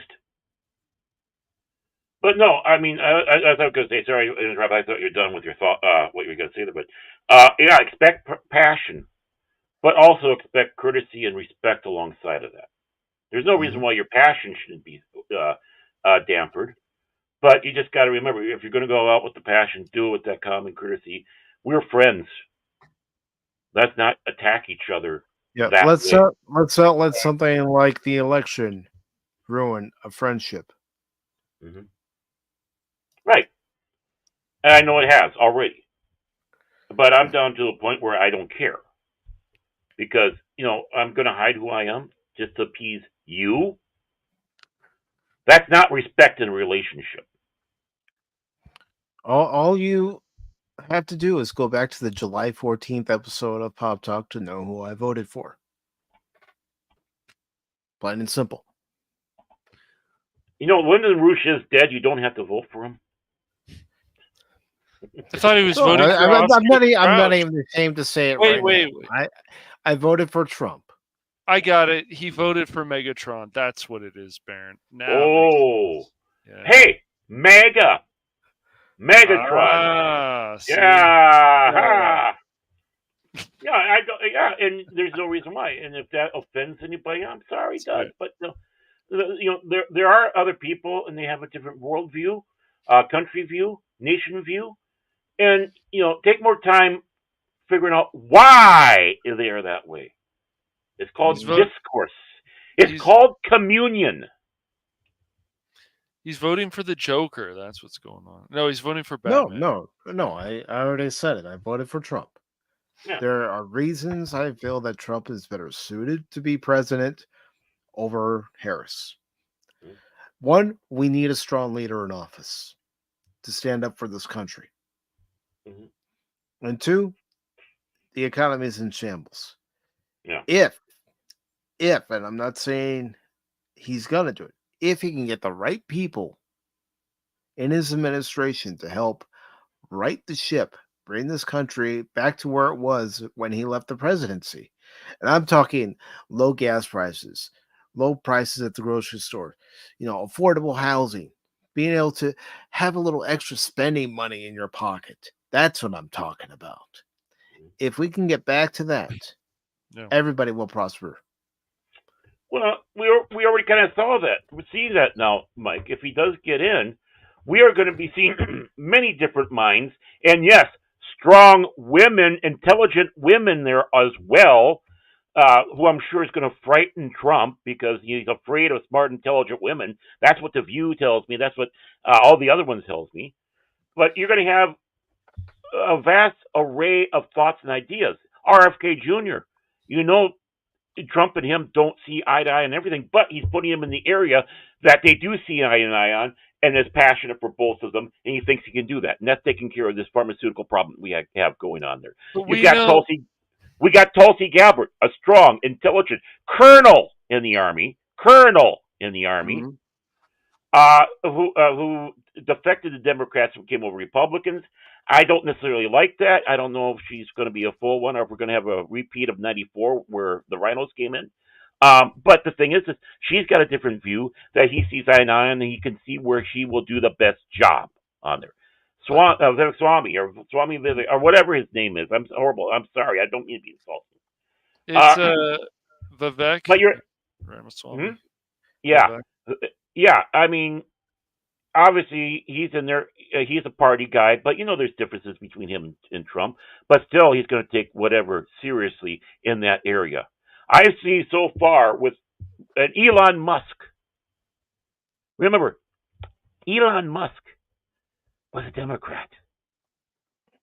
His mother switched parties when she saw her son being attacked for buying Twitter and try to figure out what the hell is this all about. This is not my son. And of course, Elon, who, as I'm looking at, is more populist. I don't think he's grabbed onto the Republican flag, but he's a big supporter. Why? Because just like Buzz Aldrin sees, this is the man that's going to shoot us into the next space race. We're going to reclaim space. And I understand your optimism about this election, about Trump getting in, Baron, but with my life experience and things I've had happen in my own life, I know not to count everything as it's going to happen, because there's always going to be something that's going to derail it. And I can't help but think that way because, again, of my own life experience. Well, yeah, but I'm not saying necessarily it's going to be big and rosy. I'm in that same camp as you. But what I'm pointing out with is what Trump has picked is far more diverse than we're seeing on the other side. That's the point I'm making. Because he sees people that can do the right job in the right places, even though politically they're diametrically opposed. That's the point I'm making. This is populist politics here. We need a little bit more of this, in my opinion. Now, I know it's a long battle and might not be able to, who knows, maybe he's going to be able to push it down because, as he joked about being a dictator, and yeah, it was a joke. It just basically means the day when he goes in there, he is going to push hard on stuff. That's how he pronounces his name, Vivek. Anonymous. Yeah. Vivek, yeah. But, that's what we got. But one thing I know is he won't give up, not like the Republicans did in 94 where they did. He's not going to give up. I'm guaranteed on that one. But the thing is he's got a good team and a wide variety of thoughts and ideas. He has a far better team than he had before. He doesn't have a war hawk like Bolton who wants to get us into a new war left and right. No, Anonymous. Either way, he's fine with. I've listened to people pronounce it, but sure. Yeah. Oh, by Forget the about way, we know. He wants to fight about something. Yeah. Oh, yeah. By the way, I know. We know that Trump doesn't believe in mixed marriages. He is so anti that. He wants to come down hard on that. He's so hard against mixed marriages. He picked a man to be his VP that's married to an Indian. No, see, the thing is, Barron wants Trump to win really badly so he can be the leader of the lizard people. That's what Barron wants. He was talking to me about that recently. Well, I've been in talks with Alex Jones, and Yes.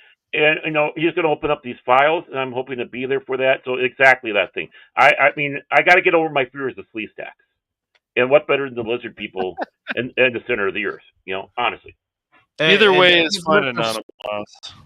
Just real quick, DJ, if you're still listening, if it does get to a point where there's no room on the panel, because I am going to send you an invite, and like I've told you, if somebody has to leave, then I'll invite you in. But if it gets to a point where people are on and you still want to come on, I don't mind taking myself out so you can come in.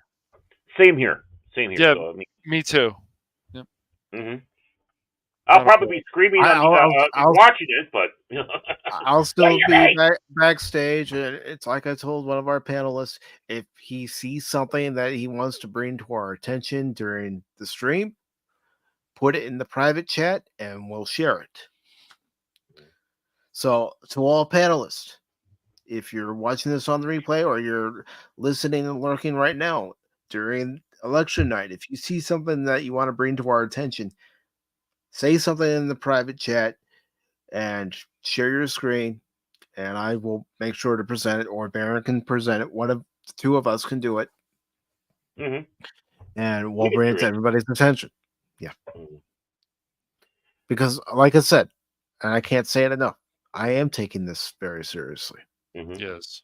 I'm going to refrain myself from cracking any stupid jokes.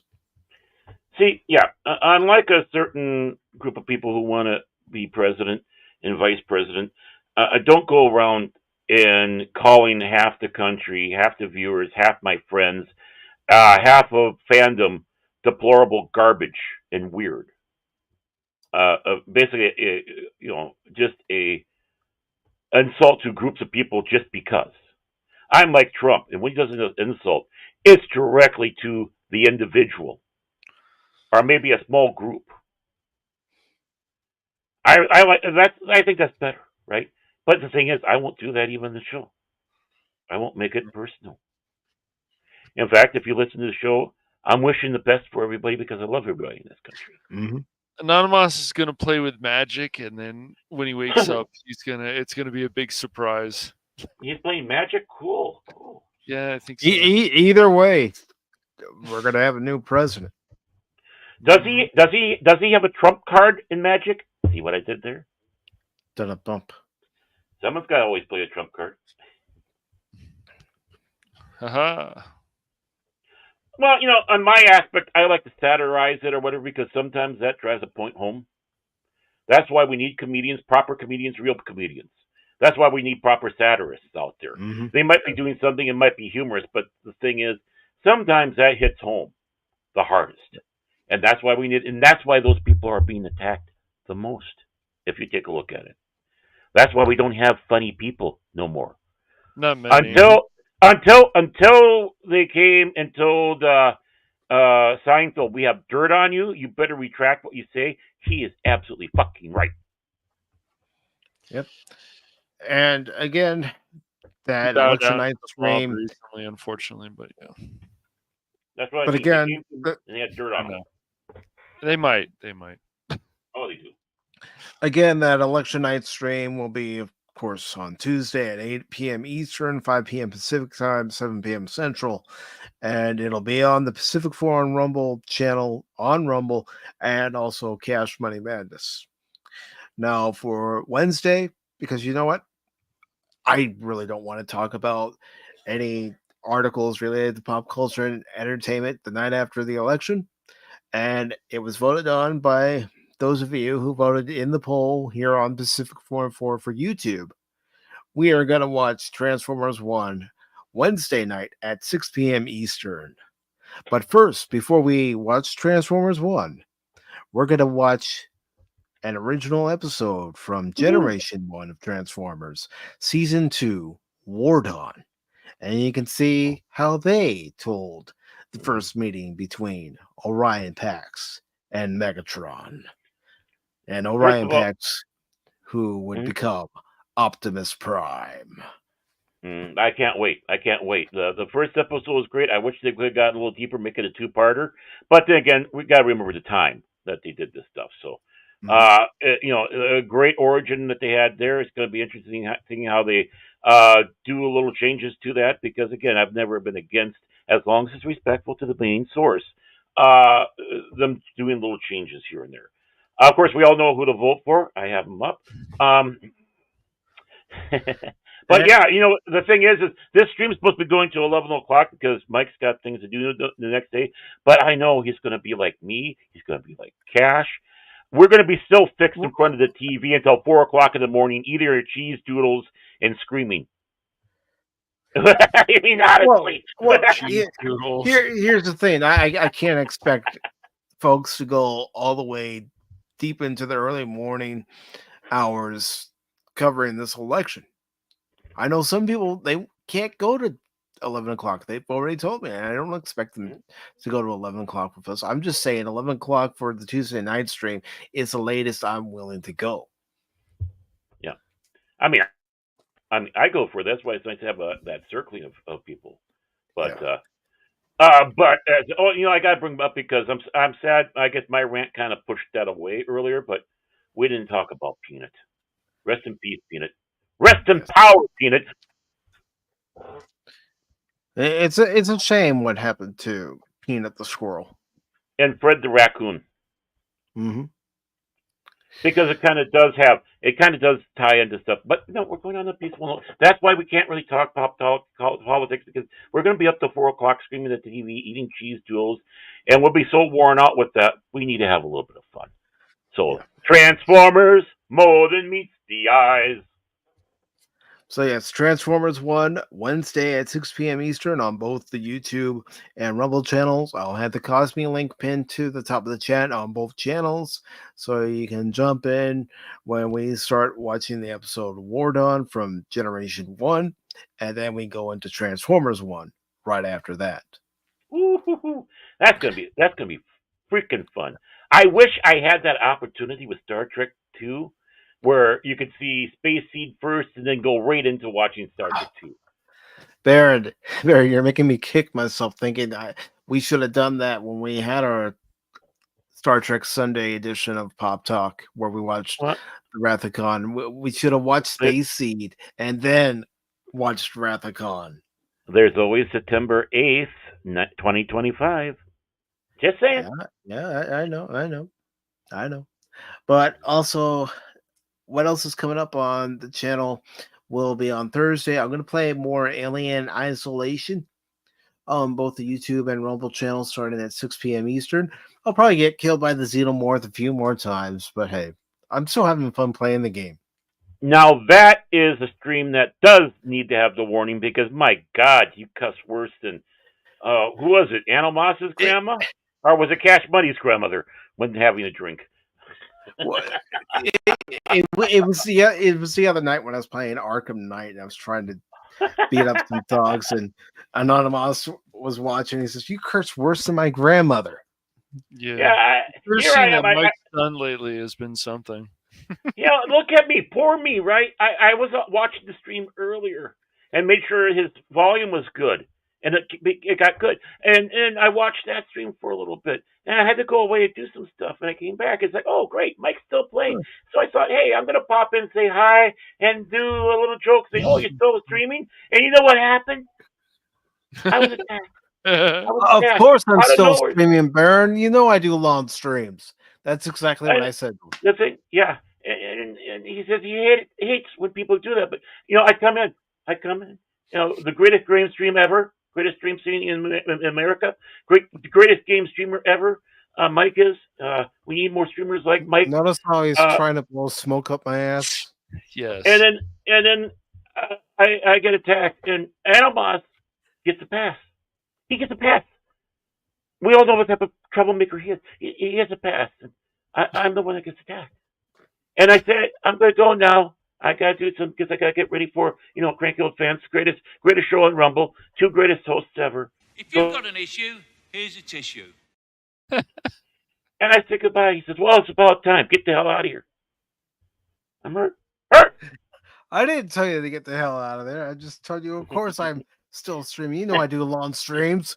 I know you do. But that's how I always joke with you. If I pop in, oh, you're still streaming, huh? Because I do know you stream. It's my little sarcastic wink, but no, you're in middle thing, and then you start cussing worse than Animos's grandmother after she had a few. Oh, my word. Animos, your grandmother sounds like a great person to hang out with. But Thursday night stream, it's only going to 8 o'clock because I do have to be up early to take the car to get new brakes and stuff.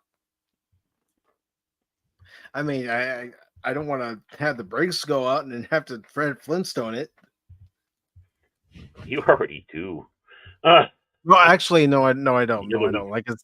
Like I said earlier in the stream, my dad told me at a very young age, when you get older and you have your own car, you'll know when the brakes need to be replaced. And he did tell me, don't wait till they start squealing. And we could sit back and wait and hear if he drove through the back wall of the place or not, too. So as he's coming, okay, bring the car in. Yeah. Okay, stop, hit the brake. I can't. Is he going to say yabba dabba too? Well, I just might yabba dabba do and get a brontosaurus steak or brontosaurus ribs. Okay, confession. Who got hungry every time you saw that? Me. I was thinking, I want ribs now. I'm complimenting your Nana. I said she sounds like a great woman to hang around with. Isn't that a compliment? I thought that was a compliment. Is that a compliment? And he's the one that brought her up first. I tell you, people like Animas, he brings his grandmother up and we start praising. And then, like Sleepy Joe, like Cackling Kamala, he turns around and he tells us, no, don't do that. Don't leave my grandmother out of this. And we say, well, we saw you do this. No, you don't. You didn't. They bring out the Bubblehead Pierre out there, and she'll tell you, no, didn't happen. Didn't happen. We had a clarification, but it didn't happen. Even though we all were there, we all saw it with our eyes. They're trying to tell us, don't trust your lying eyes. So, crooked Animos out there. I tell you. He will attack you with his wall. Are you going to take this from him, Anonymous? I swear, dude. Here's a foretaste of the stream to come on Tuesday. No, I'm kidding. He's gonna. But you know what? I'm not going to take for granted because I really do appreciate it when everybody stops by. Is of course everybody popping in and being with us during either part of the show or the entire show. And I want to thank those of you who were over on Rumble, Redstone, Padawannabe was over there. And I also, once again, want to thank 1972 John Wagner for following the channel. Thank you all for being with us today. And of course, all of you over on the YouTube side, whether you're watching on Baron Orentag's Phantom Legacy, Phantom Hooligans, or Pacific Forum 4 on the YouTube side, thank you very much. Of course, the first person who was here was Jason Fox of 540 Studio. Thank you, Jace. And of course, the next person who arrived, and I'm going to play this. I'm going to play this because I can. Anonymous. Anonymous. Anonymous.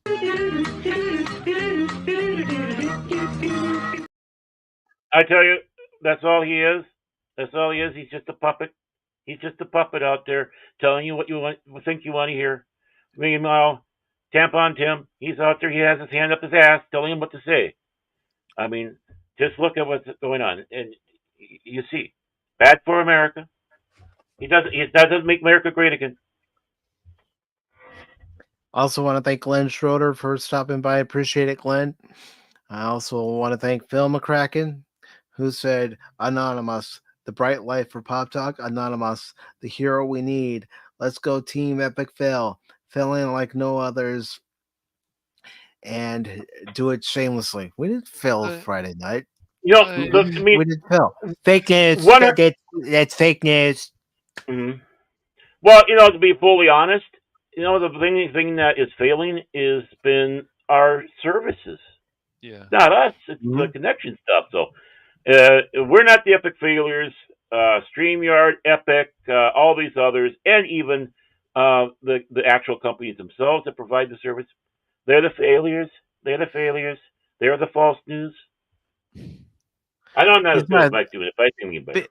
Besides, Wait. I thought your new name for us, Phil, was the Fooligans. Ooh, I like that. Or the Knuckleheads or something, yeah. Well, we are. I mean, we are the Three Stooges. Yeah. I mean, I like Baron's suggestion for the Friday night streams. Friday Night Friday night- Hooligans. I think that's the name we should be. I mean, come on, Cash, pick it up. Come on, You it's know, in your Cass, court. you could have it as Friday Night Hooligans and then say what game it is. Yeah. Mhm. It's not bad. There we go. Great idea. $1 million idea. It'll do good for you. We're looking out for you, Cash, the little man. The little YouTube. It's a great idea. Baron came up with the idea. Great idea. Great idea. Mm-hmm. So, but you know what Tim Walz wants to do, Baron? He wants to make Crazy Taxi great again. Oh wait, Crazy Taxi's still great. Wait a second here. Okay. The thing is that's how he actually drives. That's why he needs to have the state troopers do all the driving. I also want to thank T-Gap Steve. Thank you, Big Dad. T-Gap, good seeing you today, good buddy. I know I do that voice for him every time he pops by, but it works. He needs it. It works. Yeah. And of course, thank you, Pop Culture Mechanic. Really appreciate it. If you haven't subscribed to anybody who chatted with us today, consider doing so, especially Pop Culture Mechanic. Especially when you see Anonymous, subscribe to him. Subscribe to 540 Studio. Subscribe to Lorenzo Sleestak. He scares Thank me, you, the Lorenzo. Sleestak. Stay away. Oh. Stay away. Oh, I'll have the come on. Sleestak. Subscribe to the Padawannabe. Thank you, Padawannabe, for stopping by. Really appreciate it. Oh, by the way, did you get that restraining order and the fact that Lizzo cannot be within 500 feet of you after that baby Yoda incident where she tried to eat him, and you're afraid that she's going to do it to you? I'm just wondering. She did try to eat Baby Yoda. Really? Yes, she she did. did. You think I'm joking? Yeah. And of course, DJ Ronnie G, thank you, brother. And again, I will send you the invite for Tuesday. And as soon as I can bring you in, I'll bring you in. Even if I have to take myself out to bring you in, I will do that. I have no problem doing that to make sure somebody gets on the panel.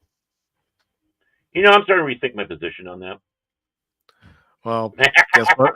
Guess what, I'm Baird? kidding. Guess what? You're the I have boss. the final say. I have the final say on that. He's got the power. Do, do, do. He's got the say. Boom, boom. He's got the power. Okay, sorry. Back to you. But please subscribe to DJ Ronnie G over on YouTube. He has a great Monday show, Late Night with DJ Ronnie G.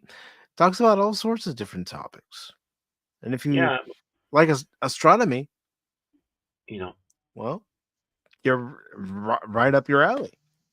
I don't know if I'm ever going to go back to his channel again and watch one. I went to his channel, and the first thing I saw was his full moon on the screen. And I'm sorry, I can't handle that filth. None of that full moon crap. At least it could have been a quarter moon. What are you doing, And DJ? Cuber was here as well. Thank you, Snorty. Really appreciate it, brother. I'll see you in the morning in the chat on Loki's. No doubt. And of course, Rhett's also came to the YouTube side. Really appreciate it, Rhett. Yeah. That's great. You're wrong. No, I'm right. I'm always right, aren't I? Aren't I? Maybe in my own head, but Well, contractually, I have to say yes. thank you, you're wrong. And last but not least, it's Courtney's Fellowship of Oddballs. Good to see you, Yes. Courtney. And yes, That's I for will last. DM you on Twitter, X, whatever you want to call it, and ask you about appearing on Pop Talk soon. Oh, by the way, just want to say she came in on Fandom Legacy channel. That's where she came in on. Thank you, Courtney. Okay, yeah. Just want to say. That's great and all, but guess what? It gives viewership, and we still see everybody, regardless of what channel they come in on StreamYard, so we can all acknowledge them at the same time instead of. I know. But I just wanted to say, just want to put it out there. She came to this show through Baron Ormantek's Fandom Legacy. You're welcome, Mike. You're welcome. Oh, by the way, Animos. You hear him, folks? You hear him? She came to my channel. She didn't come to your two loser channels. I guess I should have put that simp video clip on there. Okay, I'll do better. Yeah. Courtney, Courtney, we love you, but we do. This guy, he's trouble. I'm cute as a squirrel. See, I'm cute as a squirrel. I'm willing to do a Rocky Horror Night with her. Got all the stuff for it. And there's a lot of us Minnesotans that are knuckleheads. There really are. So you have to go up and beyond that. Yeah. Remember Walter Mondale? There we go.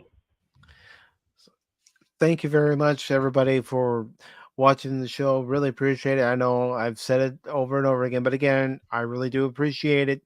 And you all have a good rest of your Sunday. Hope the week treats you well. And we will definitely see you Wednesday for Wednesday's edition of Pacific Forum 4 Pop Talk. So until then, remember, when you see me playing a game, don't ever give up on me in that game, because just when you do, you might miss something. RC is still streaming. RC is still streaming. Don't say that either. Autobots, transform and roll out.